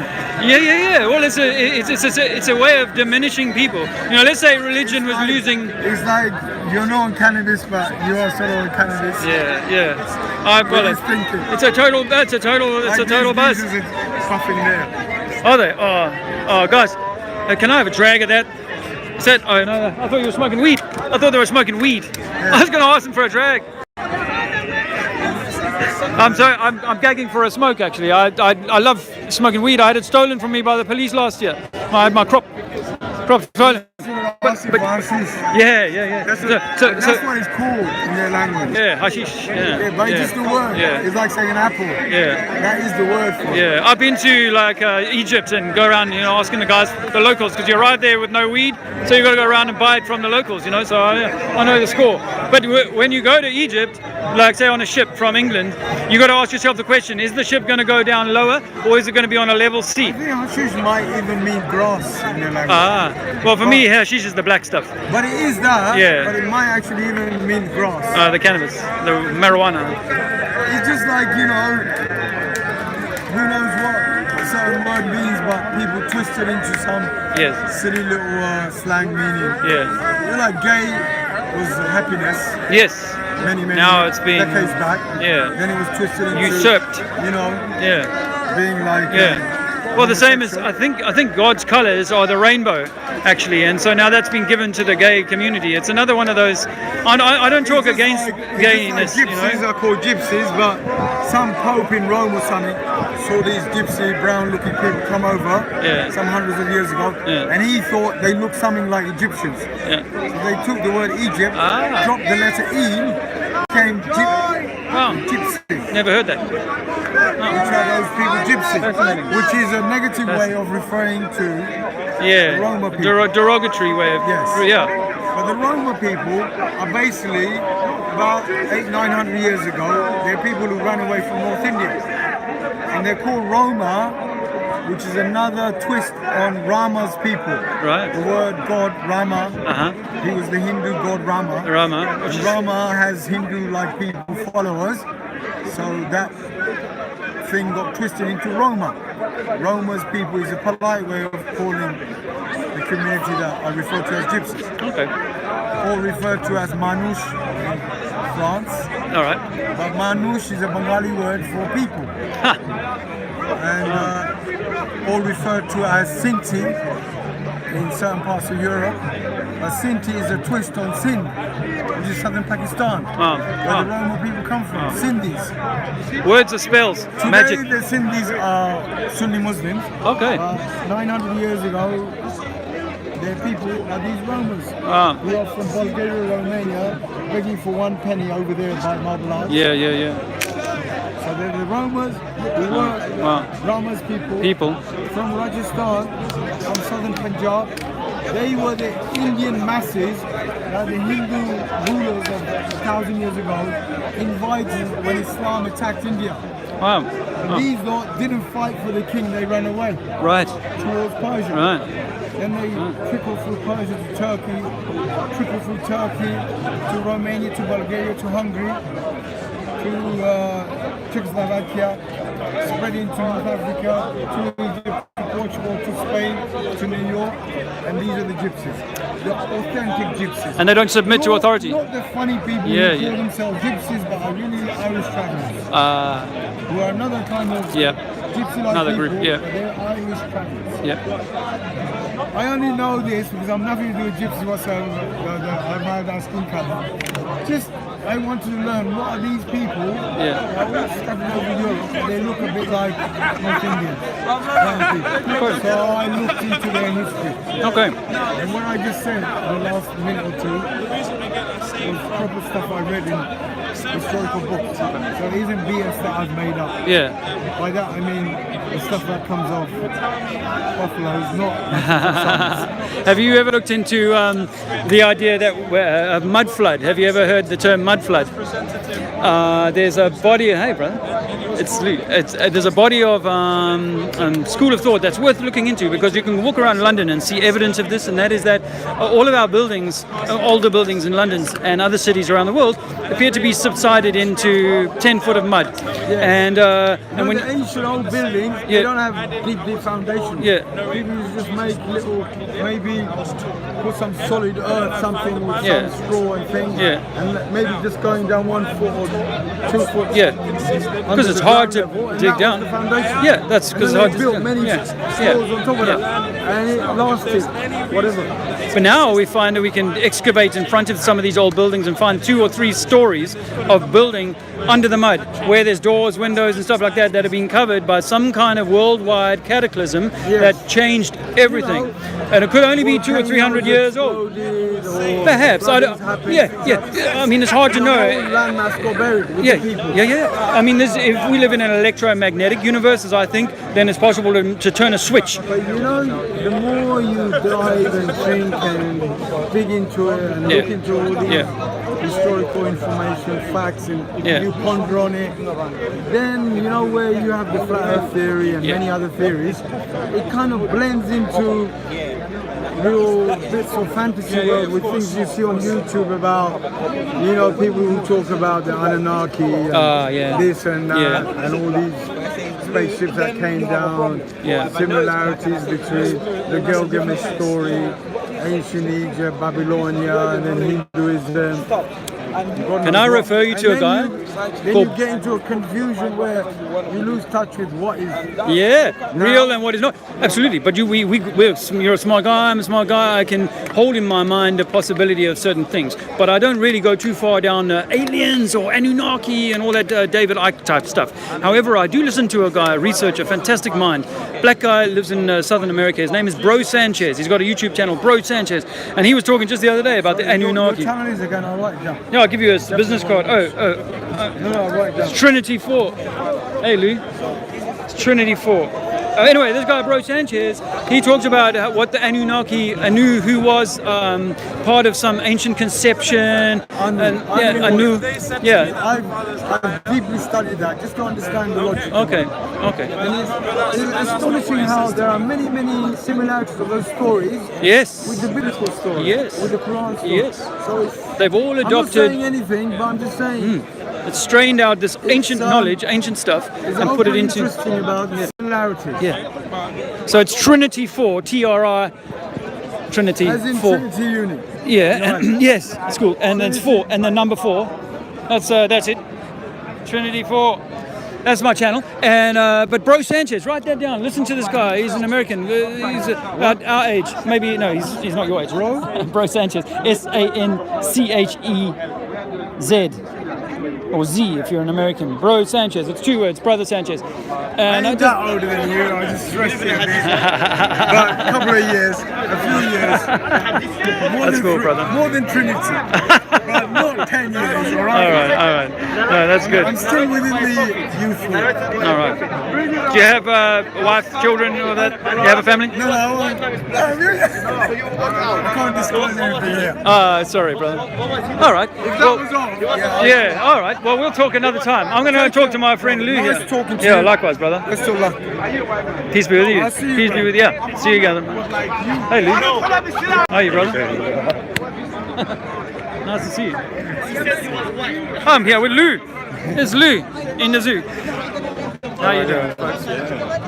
We've got the light on the wrong side of us. Yeah, we certainly have. That's better.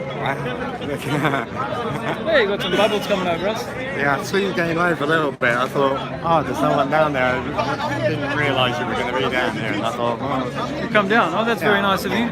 Well, I thought I'd just pitch up unannounced because, it's nice to surprise people and, just keep people thinking, keep people guessing what's coming next, Exactly. There's a lot of people waking up to the world around them. And, yes. They don't know what to do. And you don't smoke weed anymore, do you? Here and there. I know, I'm just. You wouldn't have heard me say I was gagging for a smoke because all this talking makes me sort of hyper. And I like to have a smoke every now and again, but it's not the cupboard's bare. All right, well that helps. Oh, Lou. Yeah, well I'm grateful. I actually had a little not difficulty, but the police asked me not to write on the tarmac with the chalk. And of course they know who I am, so if I start writing more stuff about flat Earth, they'll just come and go, hey, come on, man, we asked you not to. So I'm trying to play nice. We're not allowed to use chalk now. Oh no, it's a silly thing, I'm going to have to appeal to my friend Steve. He's the police liaison guy here. He's come to me earlier and said, no, don't. But I think it's just dust on the floor. I mean, how can they complain about that? Yeah, exactly. Well, it takes. No, I just had distilled. I take it. Huh? Distilled. Oh, distilled. Yeah. This is in a plastic bottle because I only had one glass bottle to bring with me, and I don't like carrying these glass bottles. A couple of them around, they'll break. So one's plastic ones. We done a little observation, I guess we should call it. Yeah. Yesterday in Bristol. Oh yeah. Tell us about it. So Jason was down. Of the Disbury? Yes. Uh-huh. And we were drinking away. We somehow the subjects came on to water and all of it was coming from the pub. Yeah. Although I will offer this as a counterpoint to that, and that is that it's total dissolved solids. So if you've got solids that are not dissolved, is it reading them? So if I put a stone in the water, for example, would it notice that? Because it's not dissolved in the water. No, but it wouldn't notice the stone itself, but any particles around there. Okay. Because obviously water does get clean for us through the natural process anyway. Well, ideally, rainwater is even better, but when we're taking stuff from the ground, water sources do tend to be a lot cleaner. Yes. I know back in Portugal, we always used to have fountain water, which is from the mountains through the stones, and that was always beautiful water, like really, really clean. A stark comparison to what you would pull from a tap, and even more so from the taps here in England. So it's that thing of what you're. So it's that thing of what you're putting into yourself. Yes. Yeah. Well, that's really helpful. I have spoken to somebody today about distilled water, I think. A chap by the name of Bob. He'd had cancer and a variety of other conditions. In fact, he was wearing a pacemaker. So I thought distilled water would be of use to him, knowing about distilled water. Because you've allowed the crooks to get at your body and already mess with you. By having to have a pacemaker put into your heart. So you've already poisoned your own temple. Oh my gosh. Yeah, because it is about your temple, isn't it? Yeah. What they're always trying to take us away from ourselves. That guy's a flat earth. So yes, well we are. Forget the importance of what you're putting on in and on your body. Don't forget that, my friends. It's not just about the flat earth. It's also about what you put in the temple. Mind, body, and soul. Mind, body, and spirit. Totally and utterly. I'm not like self-righteous though about it. I can't afford to be because I still eat chocolate. I love my coffee, a bit of cream. I cannot afford to be self-righteous, but it's about having a balance, I think, So if all I did was eat cream, that would be bad for me. But if it wouldn't be not good. so bad. Your body can cope with so much. A lot. I mean, you look around, people are just gorging, and they still survive 60, 70 years with that. Yeah, but can you imagine what your quality of life and how long you could actually live? Yeah. If we'd have been like this from the start. Oh my gosh. Rather than the muck that they sort of put us in. Yeah. I stand aside, then you'll be in the light. It's not just the lies about the world we're in, because come on, we're not on the ball. I mean, it's stupid to think that. That's really. Just the beginning, isn't it? It's like now that you're living on a level playing field, you can start to play the game smarter. But you've still got to play the game. Yeah, I still got to play the game. My journey into this though came through food and pharmaceuticals. Yeah. Because I put flat Earth off. I was like, no, I got no time to deal with it because it was my health that was on the line. I was in a bad way. Yeah. I'd had a stroke. Oh, wow. I was really big. I couldn't fit into the clothes I'm wearing now. Okay. Absolutely could not fit into these. So it's been my journey into truth didn't start with flat Earth. Isn't that fascinating? The different kind of ways people find their way to it. I've been at this a long time. Yeah. A long time. Yeah. It's been a long journey. Yeah. The grand scheme. Yeah.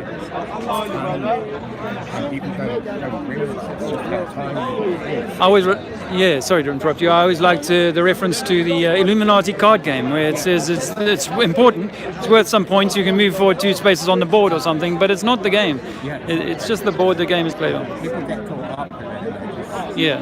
They're wrapped around it and they focus on that. Yeah. Background. Yeah. It's all stuff to take you away from it. Yeah. If you think about that, everything is being removed from you. Your great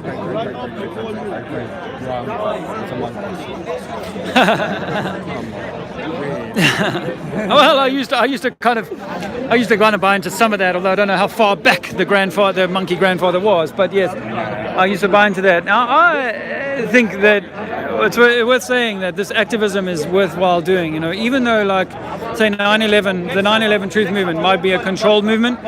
Engineers for 9/11 or whatever, you know, architects and engineers for 9/11, they say is a controlled group.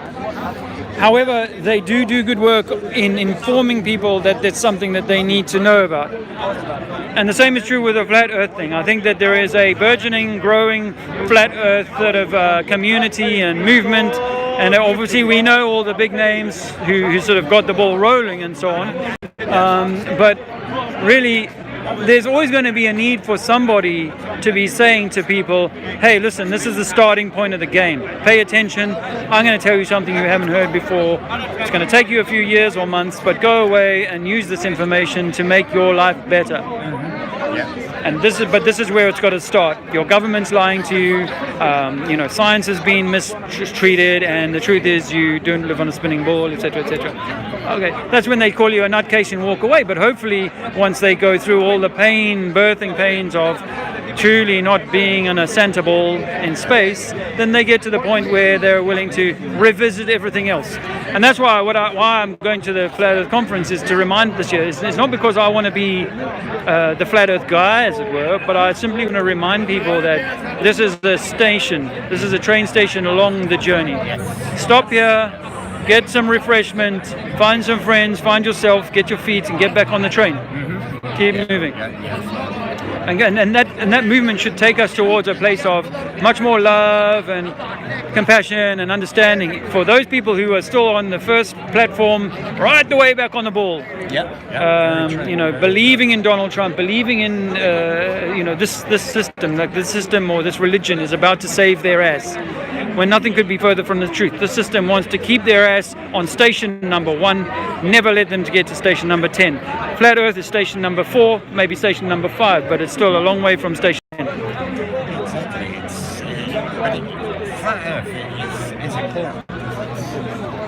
It's something that can help people to see all the others. Yeah, my wife will agree. It does take an inquiry mind to go into it. Some people use that. And some people just, for some reason, just being so brainwashed into the system that they just don't get what's right before their eyes. You go to a beach and look out. I spent so much of my lifetime sitting at the times, sitting on the beach, looking out and sort of going, there's something I'm missing. You know, it's something spectacular about what I'm seeing. It just wasn't that class. It's stuck in their lives. You're eating 3 meals a day. Chase for the meat. Always a gun to bring it back. When you're going around, you are witnessing the world at the station. You know, there's no getting around it. And so many people have been conditioned to not trust their senses. You know, it's a common thing. When we're here regularly, it's one of those questions that always gets asked. You know, you're like, what is wrong with you? Can't you just, you know? I'm starting to think, you know, the reason why, I guess like you, I felt like, well, it won't be long before I'm a fairly intelligent guy. So if I start sharing with my friends who know that I'm fairly intelligent, that shit, you know, we can't measure curvature, I thought they'd jump on the bandwagon straight away. And it would be months before all of my friends were on the flat earth, because it wouldn't take them as long as it took me, because, you know, they had me saying, hey, look. I had no one to tell me that. So I thought that. Now, obviously, having done this for a little while, we know that not everyone is meant to see this now, at this time. Maybe people will see this in future and much more easily, but not everybody's meant to see this now. And so I'm not angry about that or upset about that. It is this reality that there are only 1 in 10 or 1 in 50 or 1 in 25 people who have not been damaged or have got the light, the brightness or the whatever it is to be able to see this and then go on. And that's really the best I can say right now, Lou, is that there's this Robbie Williams concert going on here today.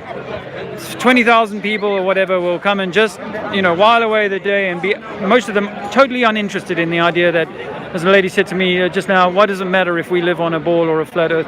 Totally uninterested in that truth.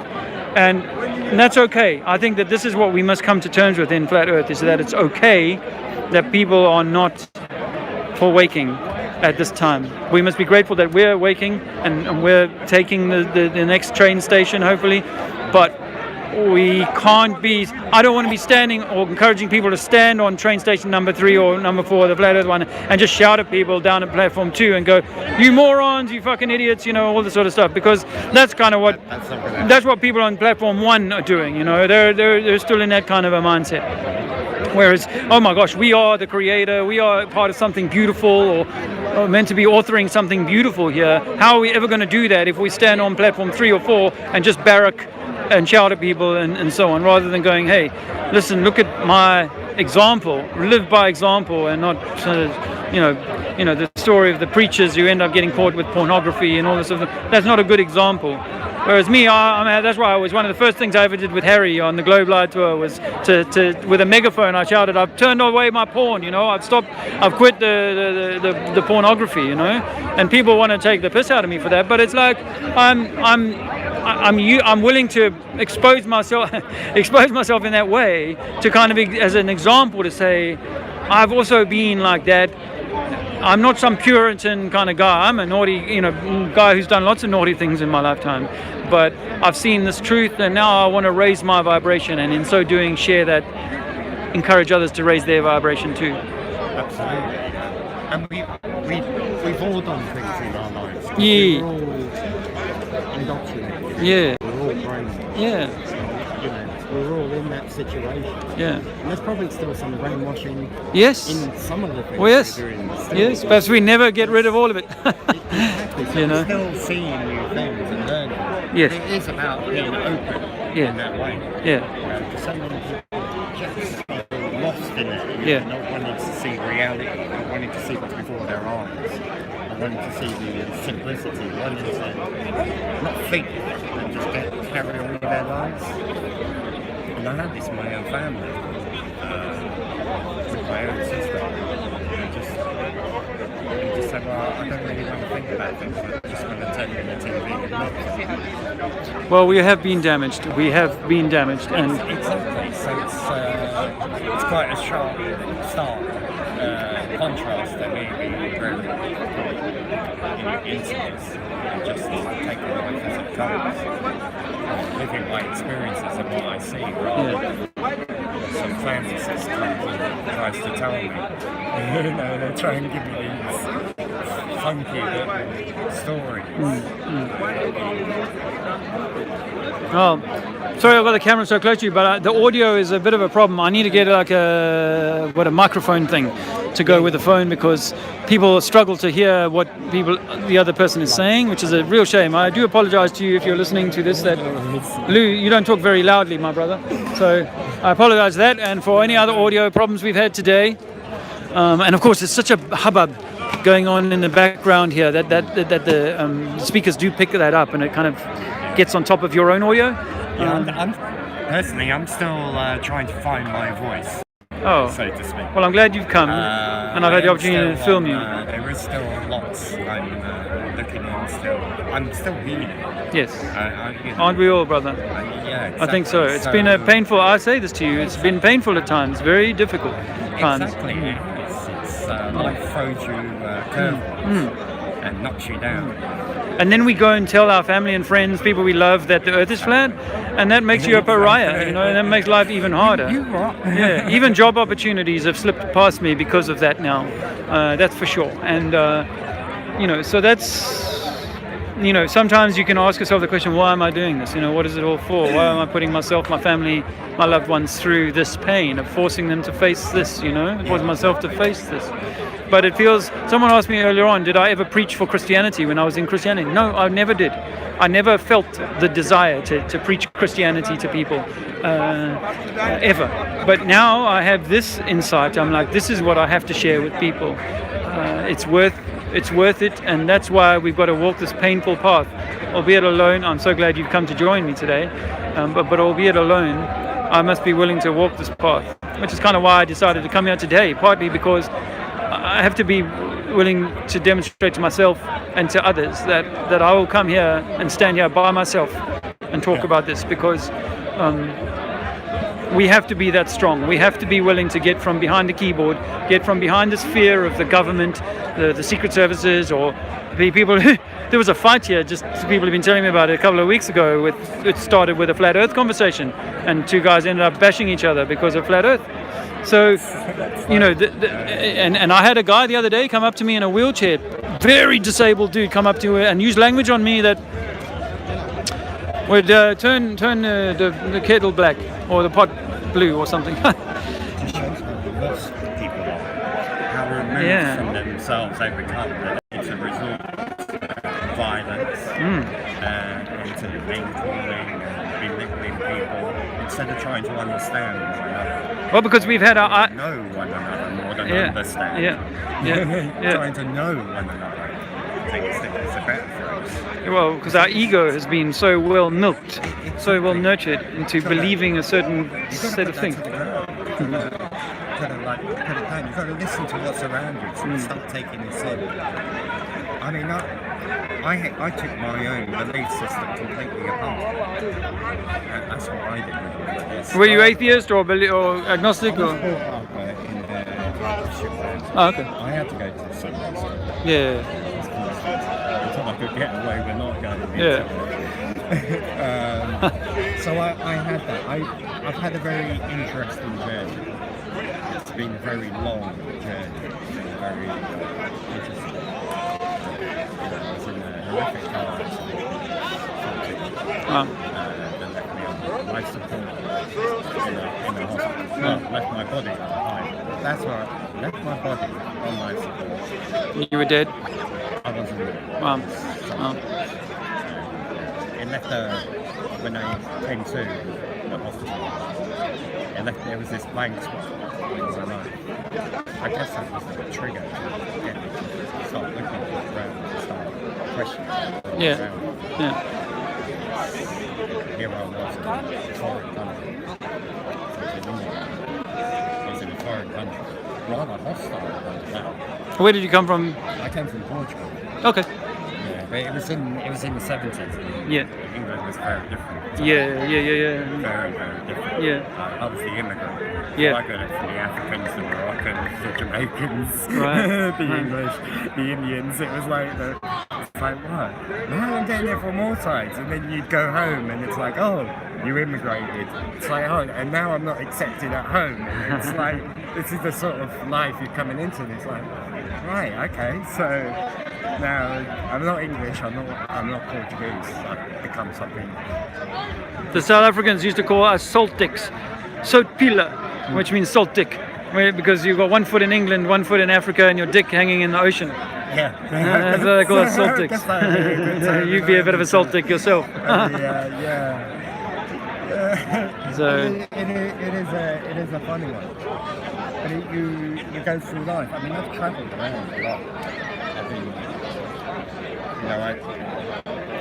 I stopped going on soon after I sort of got into adulthood. I stopped going on family trips back home because it was every summer. It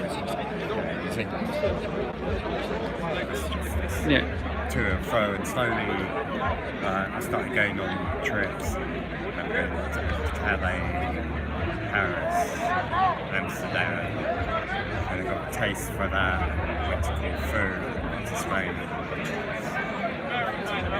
to the Netherlands. Started branching out into Europe, seeing more of France, more of the Netherlands, more of Spain, Portugal as well. And in the end, just after a little trip to, I remember as a child being taken over to Morocco and thinking, well, I'm going to start looking more at the world. And my life put me in a situation where I had to make some serious decisions, and I decided, right, I bought a ticket to go around the world. Nice. And just went on this journey. How old were you then? I was early 30s then. Okay. And I just went on this journey. I ended up spending 4 months in and around Thailand, taking me to places like Lima, Laos. Okay. They got a good cannabis, I believe, good cannabis out there in Thailand, and they do like in Mau Mau. They do this pizza out there apparently. It's really good. Funny thing you should say, when I went from Thailand into Laos on this barge, which is really just like a metal container with loads of people in it. Yes. It's very immediate. Yeah. And you're just going down what I can only say is the dirtiest river I've ever seen. Foam and dead things going past every now and then. And it was just like, wow. And the first night we stopped at this place in between. There's nowhere to go to sign on the map. Stay on the barge and then stay at this restaurant place. We got a room and I looked underneath my bed, there was a bag. No, it was like, I'm not saying it was a bag, I'm saying it was a bag. So I opened it up and it was like, you're joking. Wow. And I took a sip and it was like, they smoked it. Damn, man. I could do with finding a bag now. It was quite extraordinary, you know, totally different world. Cool. Totally and utterly different outside of it. And looking around and going up mountains and going through forests. Nature is so beautiful. Yeah, exactly. And I learned to become a diver. Oh yeah, I learned to dive in Thailand. Yeah, actually. I did my paddy thing. Yeah, I've done the advanced open water. Oh, okay. Right. I'm going to do some diving again soon. Yeah, I love it. Absolutely. Yeah, me too.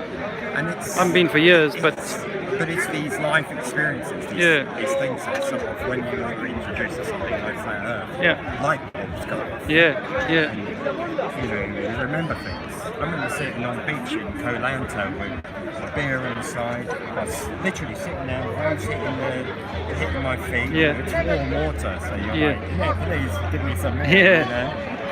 And in the distance, I saw there was this lightning storm, so I got the camera out, zooming in, and I noticed there's a little island there, and it's being hit. Of course, I'm trying to take pictures of the lightning. I didn't have a camera like these days, otherwise I've just got let me film that. And I'm going to get it, you know. So it was it was really interesting. Of course, when Flat Earth came into it, I looked it up, and the distance was like ridiculous. I was like, I shouldn't have seen that to I can't say it was height or whatever, because I was sitting down trying to get the shot. You know, I was having myself a film. I was just having a laugh, enjoying my time, enjoying the experience of what I was doing. I was getting to know me, I was getting to know the world around me. So when you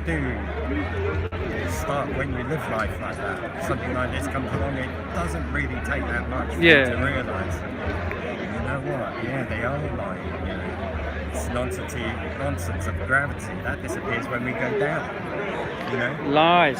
Doesn't it? It's like we have those belts around us with a weight to push us down. We need the extra weight. Because our natural buoyancy is kind of like on the top of the water, on the ground, right? You know, so this nonsense of magical force, that force disappears when I go down there, and it's like crazy. It's people who haven't done that, don't understand that. So sometimes I think people are going around just sort of existing without really paying attention to stuff. So maybe if you're one of those people that pays attention to stuff, this is easier for you to kind of put in your mind's eye and go, shit. Because that's what it was for me. When I heard the curvature formula, I was like, shit, when I put all of those images in my mind of experiences I've had over my life, I can't see that curvature anywhere. Wow. And also, I cycle a lot as well. Through my life, I've okay. I've done the London to Birmingham cycle. You know, lots of ups and downs. Kind of level out, especially when you start looking at the software involved in the technical. This magical fantasy, shenanigans, some deception. I've travelled around canals and stuff like that. Hey, how are you going? All right. You can't do that. Hi. Are you filming for anything particular today? Not really. Just for fun. I like your stick. Yeah, it doesn't go very long. Okay. Have you I don't want to get it, you do need a long stick down here. you do in a crowd, don't you? It does help. And what about your audio? Is it pretty good audio on them? I don't know. I mean, I'm not very technical, so it's quite a new little machine, so I'm still learning. I'm here talking to my friend about how we've been lied to by NASA. Do you know anything about that? I know nothing about any of that. What do you mean, like the moon landing? Yeah. Oh, yeah. I've never really looked into it, but yeah, here. Oh my gosh. Yeah, this Stanley Kubrick. Yes. Let's film it. Yeah, he did the Space Odyssey 2001, so he had all the technology and all the kit and all the stages to pull it off. Yeah, I do quite like, when you get those, there was a lot of, sorry, I'm stumbling. A lot of hints in the film. Clues. Yes. They've been hinting at us a lot of this truth about who and what, what the heck they've been doing. But I don't think that they can fly they can't get a rocket to go more than 100 miles up. As far as we can tell. Yeah, I've never really looked too much into it. I liked all the, I do like the kind of conspiracy side of things. Do you? So Oh, fantastic. It's interesting, I don't believe every conspiracy theory. No, of course not. Well, there's a lot of disinfo. Yeah, there's a lot of disinfo that's designed to get us looking in the wrong or wasting time in the wrong rabbit holes. You throw enough on it and then people Yes. Like the Princess Diana thing, for example. Some people say, oh, the reason that she was killed, or that she was killed on purpose, and that she was killed because she was marrying a Muslim kind of thing. Or what about if she wasn't even killed and they just had to pretend that she was killed? She's living in Elvis somewhere. Yeah. I like that. Some of these things we will never get to the bottom of. Yeah. We'll never get to the bottom of it. So okay. So what if I was to give you 3 empirical things that you could test for yourself that would be like, wow, that's what science never taught me. 1, the moon chills water. If you put a glass of water under direct moonlight, it'll chill the water 2 degrees colder than the same glass of water that's in the shadow of the moonlight. That's 1, and people are doing that experiment all the time with digital thermometers and with very good controls. 2, you can take a measure like a laser or whatever and fire that laser at 1 meter off the water over any distance that you can get the laser to work, and you will find that beam will reach the water on the other side, or the bank of the water on the other side, and be at the same level, meaning that there's no bending of the water on our Earth. Oh, you mean it took a flat Earth? Yes. Well, I mean, less than flat Earth, but more than the idea that we live on a globe, that this idea that we live on a spinning ball, which we can't measure to be spinning, and we can't measure to be curving. And then we've never been out to outer space, and that a vacuum can't sit alongside a non-vacuum. And then the moon, as I said, will chill water, but also that if you observe it over number 4-6 hours, you will see that it actually rolls through the sky. Pick a point on it, pick a shape, and say, watch those moons, watch the dark spots on the moon turn like a clock face, but about half the speed of your hour hand of your clock face. And there's another interesting thing about the moon is that when you observe it during the daytime, all the dark shaded parts are the same color as the blue sky. Which, if it was a rock out in space, it should be in darkness. It should be like a black rock. In fact, humanity has never seen that rock pass in front of the sun at a new moon. For 10 hours either side of the new moon, it's never been seen. But if it was a rock passing in front of the sun, you should see the silhouette of that rock as it moved in front of the sun.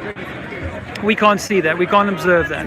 So we don't, the flat Earth is one thing to say that, water is level, sea is level, oceans are level, and that clouds and gases are all sitting in some kind of hierarchy, some sort of strata, like a layer cake. That's one thing, but to say that we're spinning and we can't measure that and everything seems still, but we see the sun and moon moving past us each day. I mean, I've never really gotten too into looking into any of it anyway. I mean, I kind of, there's so many things, there's not enough hours in the day or days in the week, and so I've been, I sort of vaguely look into them a bit, and then I just get back to the things I can actually hold and touch, which is like things like Brexit, you know, things like that. So when you, my wife, for 2 years, I was saying to her, honey, the earth is not spinning and it's not a ball. It would be impossible. Water would fall off the ball. She said, what does it matter? What does it matter? What does it matter? What does it matter? I'm still here. I've still got my life to live and so on. Well, actually, when she realized this a couple of years ago, she was like, oh my gosh, it really does matter. And for me, my sense of myself as a man, higher, improved, and so hers too, as a woman. But when you realize this, you realize that things like Brexit and Donald Trump and all of this is actually designed to keep us sort of distracted, but also needing a master. Because if you have a problem like Brexit, then you need somebody to solve that problem. So if I can create a crime wave in your neighborhood, you would ask for more policing, you would buy some insurance, perhaps you would get a house alarms fitted, that kind of thing, right?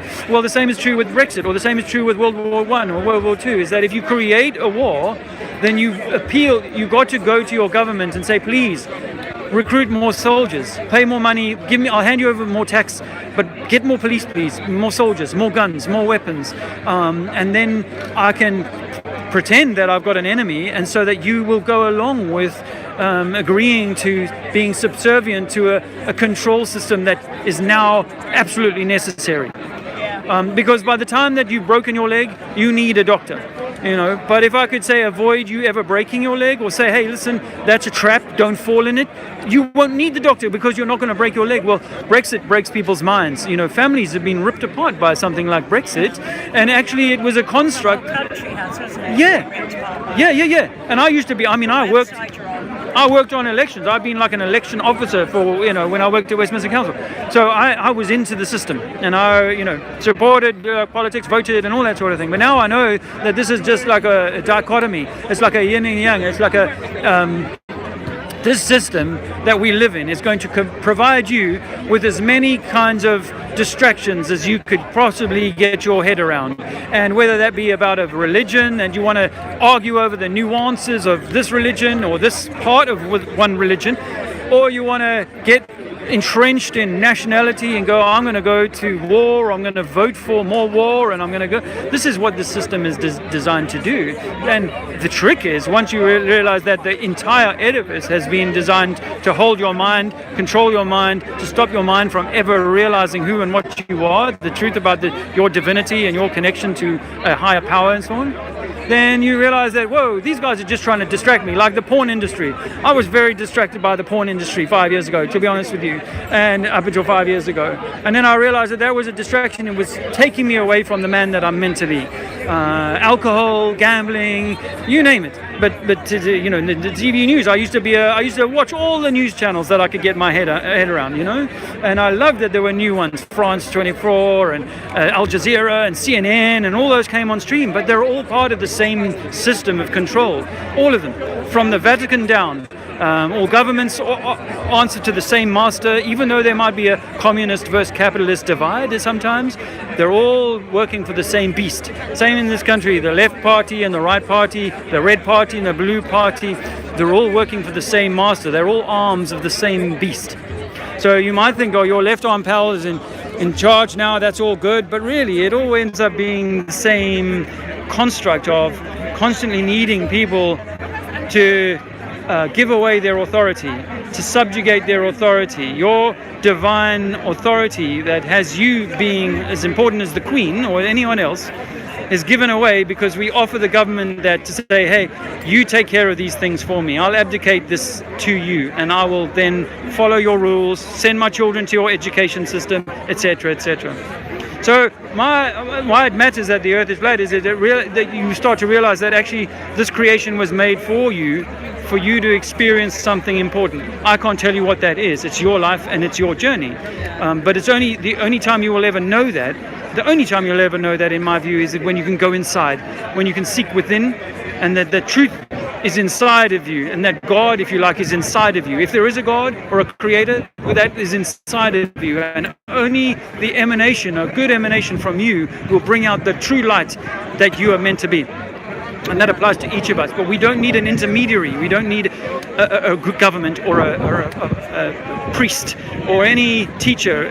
Ultimately, the teacher is within you. And that's what Flat Earth gave me, and that's why I come out here. I've got a little 2-year-old boy. I'd rather be with, not rather, but you know, my Sundays are precious. But right now I'm here because I want to share this with people and say, hey, you are the divine spark of the Creator. No doubt about it in my mind now. I used to think that was apostasy or it was heresy to say something like that. But now that was my Christian upbringing kind of told me that you're not worthy to eat from the crumbs under the table. I used to repeat that mantra every Sunday. You know, I was an altar boy in church. But I'm not really that religious, really. I mean, I know the difference between right and wrong. We all do. Yeah. You know, so I suppose I do live by Christian values or whatever. You know, don't thief from your neighbour. The golden rule. I think every religion knows that. Yeah. You know, treat each other as you want to be treated. I don't need religion to sort of keep me on that totally. But when I realized that actually my science had become my religion, that I was believing Brian Cox, I was believing Neil deGrasse Tyson or some of these big brain thinkers of theoretical physics, you know, the quantum physics of billions and trillions and light years and black holes and things that you and I are never going to get to experience for ourselves. I realized that those people are selling a religious belief, whether they know it or not. They are all carried away. As Nikola Tesla said, modern science has gotten carried away with mathematics that no longer bears any relation to reality. And so the mathematics of relativity and gravity and all of these sorts of things, unprovable, but they're just a way of keeping people constrained from ever thinking that we are the center of creation. Because if you think about what evolution theory does and Big Bang theory does, is that there are ideas that say everything came from nothing, a little bit like the virgin birth, and that you evolved thanks to just a long time and some strange, you know, and none of that really, actually, when you start to unpick the evolution that I believed in, I was down in Crystal Palace yesterday. The first dinosaurs were imagined by a single bone. They had a single tooth or a single bone, and from that they imagined, and they used the word imagine, a dinosaur. And so the whole science of dinosaurs and so on, again, it's been created by on the back of very little. You know, the Shroud of Turin. Christians will say the Shroud of Turin is proof that Jesus laid in a tomb for 3 days. But a non-Christian would say, no, that's a fabrication. Well, a non-science, you know, I no longer believe in the science of theory and say, okay, I'll accept that you say that billions and trillions, I'll simply accept that. No, if I can't measure it for myself, and we can't measure curvature on this earth, then why should I accept that simply because you say that there's a maths formula that proves it? Well, for me, I could take my water bottle here and say, hey, when this is settled, it's going to be horizontal with every other body of water. The Serpentine behind me, the oceans, a lake that's at 1,000 meters up. It's all going to have the same horizontal position. And that's practical science that you and I can test for ourselves. Not the idea that it's going to curve and so on. So actually the curving ball becomes a religion. And that is, you know, like it says, one of the things I learned in Christianity is no idolatry. And actually the Christian book is an idol. The Christian cross is an idol. And the globe earth is an idol that takes away from the truth of the centrality of you and God and this creation. And that's my story. What's your name? Sarah. I'm Dave. Hello. Nice to meet you, Sarah. Yeah. I've been down here for months, but right. Yeah, I've actually got to go with someone. Nice meeting you, though, Sarah, and we'll talk again. All right. Have you got a channel? Yeah, it's Trinity 4. The number 4. Trinity being the three, the mind, body, and soul, and the number 4. Okay. Check me out, Sarah. Yeah.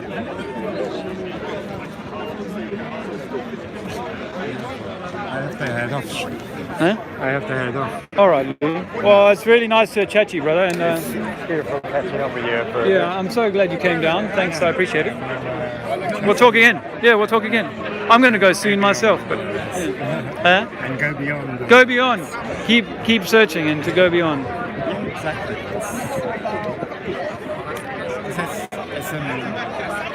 There's lots of us that have incredible effects to that.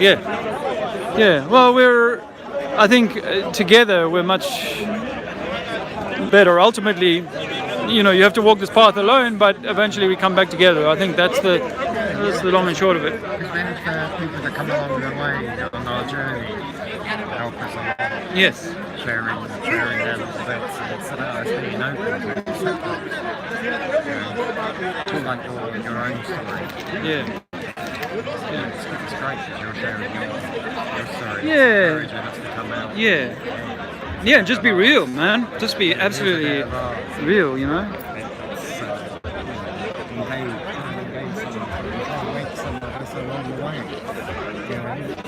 Raise the vibration. Who knows where we'll end up? Hopefully it's somewhere beautiful. Well, it's already better than it was. For me anyway, it's better than it was. It is, because we were brought up to believe in wars. Yeah. My dad's just the same. We're just humans and we'll always claw at each other. And that's the mistake. That's the lie. That's the deception. To chase the shiny. Yes.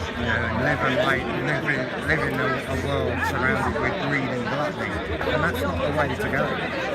But we don't get trapped in these little bubbles and these little circles. So it's good that for some of us to start coming out of that, start sharing. Thanks, Lou. That's nice thoughts. All right, brother. Well, I'll see you again, yeah? Take care. Thanks so much for coming down. Cheers, bro. That's Lou. It's really nice of him to come down and give us some support. Hey, bro.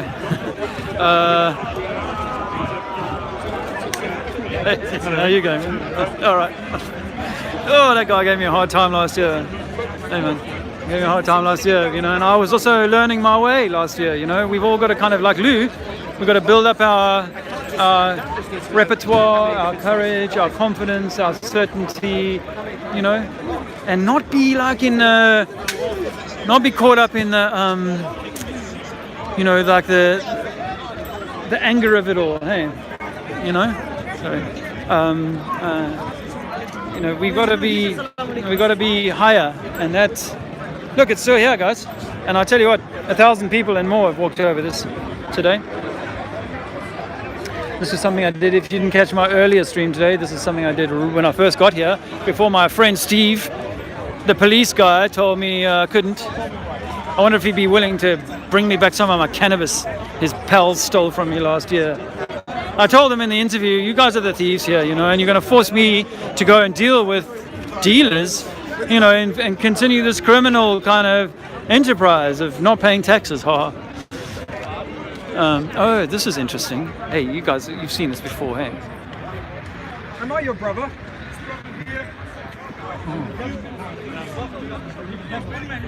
Really?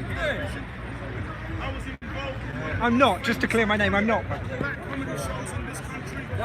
This is, what do these guys call themselves again?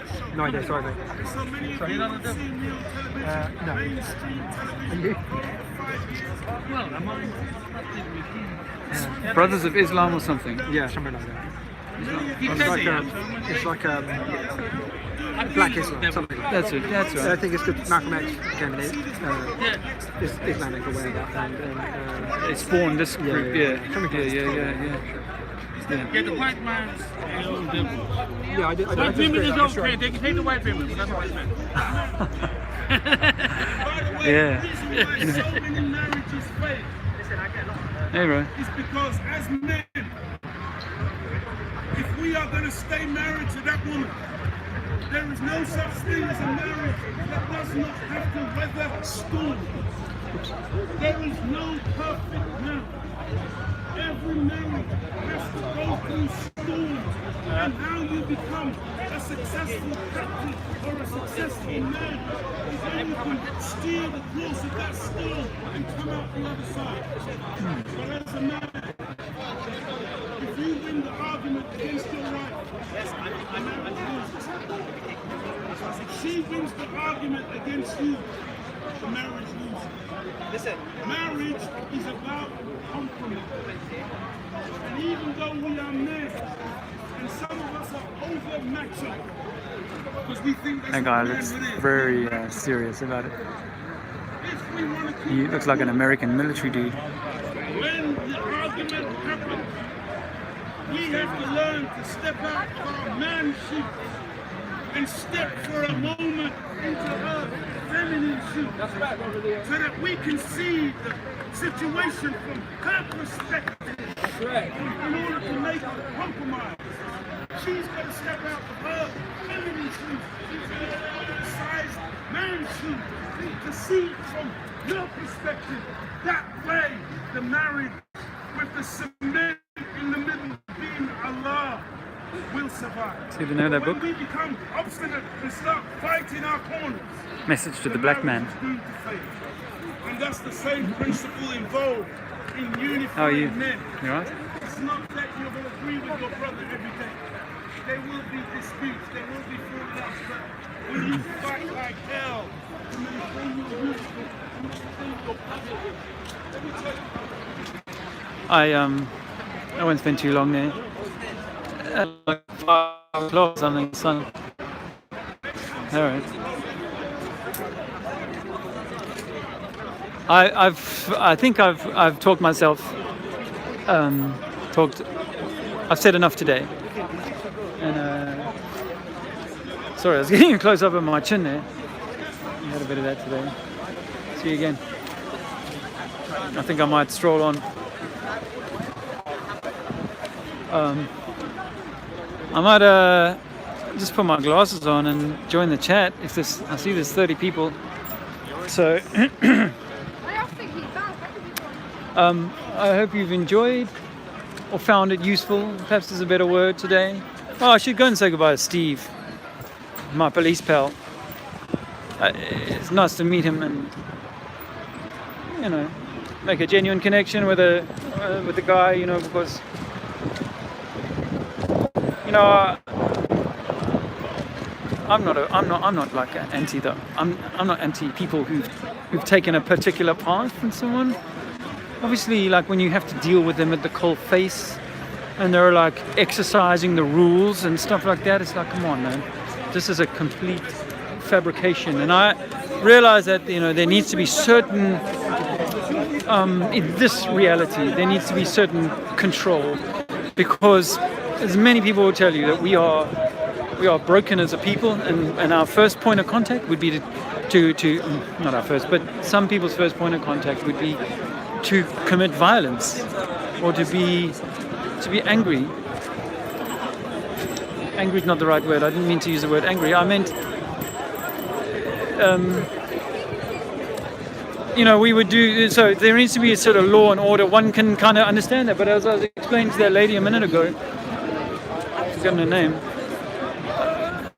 Louise, Jane. Anyway, I was explaining that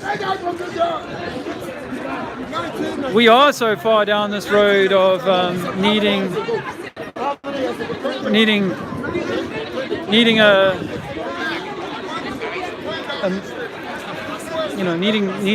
policemen, needing someone to look out for us, as it were. I'm trying to find out if tall Steve is still around. Hello. Good afternoon. I'm looking for Steve, tall. He's finished. Is he done for the day? Yeah. Okay. Yeah. Hi. I just wanted to say goodbye. All right. Yeah, no, he's gone. Okay. Yeah, he went for a break and then... Okay. left. If you see him again, I'm the South African guy we chatted today. All right. Thank you. What's your name? My name's Dave. I'm the guy who's been riding the chalk. And but if you wouldn't mind, that's very kind of you. Thank you. It was nice to chat, and I'll see you again soon. Wife, yes. Cheers. Yeah.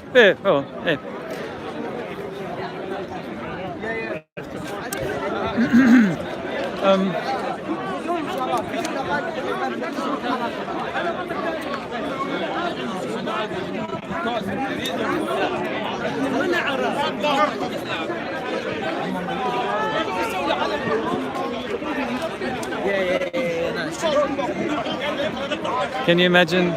Can you imagine trying to argue with all these people and say that then their religion is wrong? I mean, I know obviously these guys are going, no, my religion's right and yours is wrong. No, not mean mine. I mean the Christian one.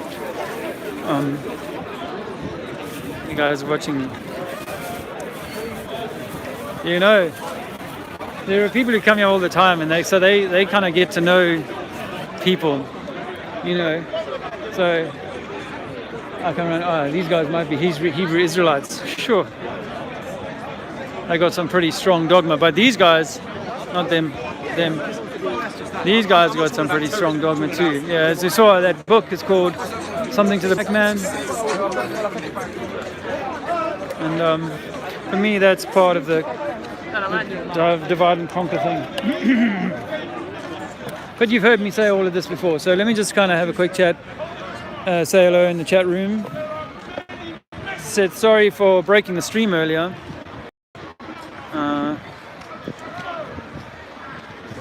Long to live the truth, Sativa and me. Yes, hey Jason, how are you going, bro? Sparky, so many divisions and sects to become affiliated to. Each one apparently the only route to success, the only route to salvation. The only route to salvation is, and in fact it could be you. We're living in a mystery Scooby-Doo, says James. Sparky. Hey Gracie, nice to see you. Selby Mirror says Shelby, the whole of the law. Obviously that was relevant to something that's, James is agreeing with something. I've started from the bottom up, which isn't all that clever, but I just want to say high fusion density and like as you guys are having a conversation, I don't want to get into a conversation and stuff like that. AK has a name I haven't seen before. Dalton Summerford. Hello, mate. Sparky says, oh, Gracie says, yesterday is a history, tomorrow is a mystery, today's a gift. That's why we call it the present. Yeah.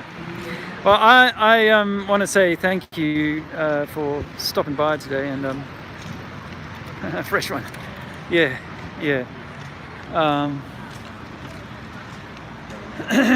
Did I drop out?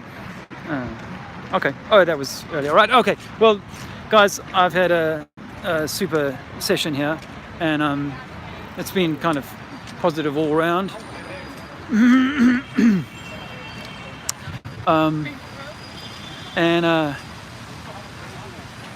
Hey, how about that guy? I think it was in this stream.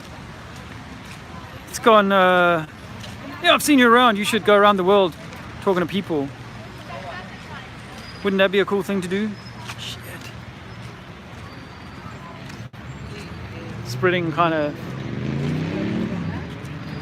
balanced love thing. Yeah, that would be awesome. Anyway, I've taken enough of your time.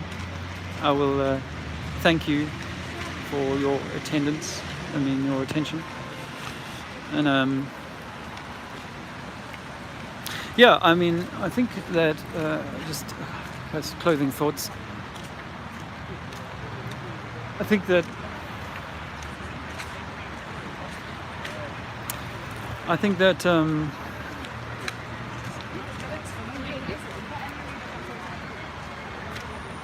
we can really only be the product of the fruit of our output, the fruit of our labor.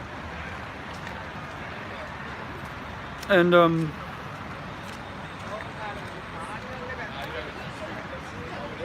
I've said this, man. Hi guys, sorry I'm filming the other way. Woo! Here you can say hello. Hey! Hi guys.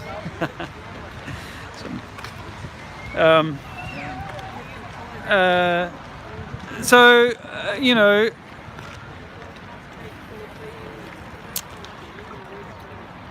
I kind of got, what's the word?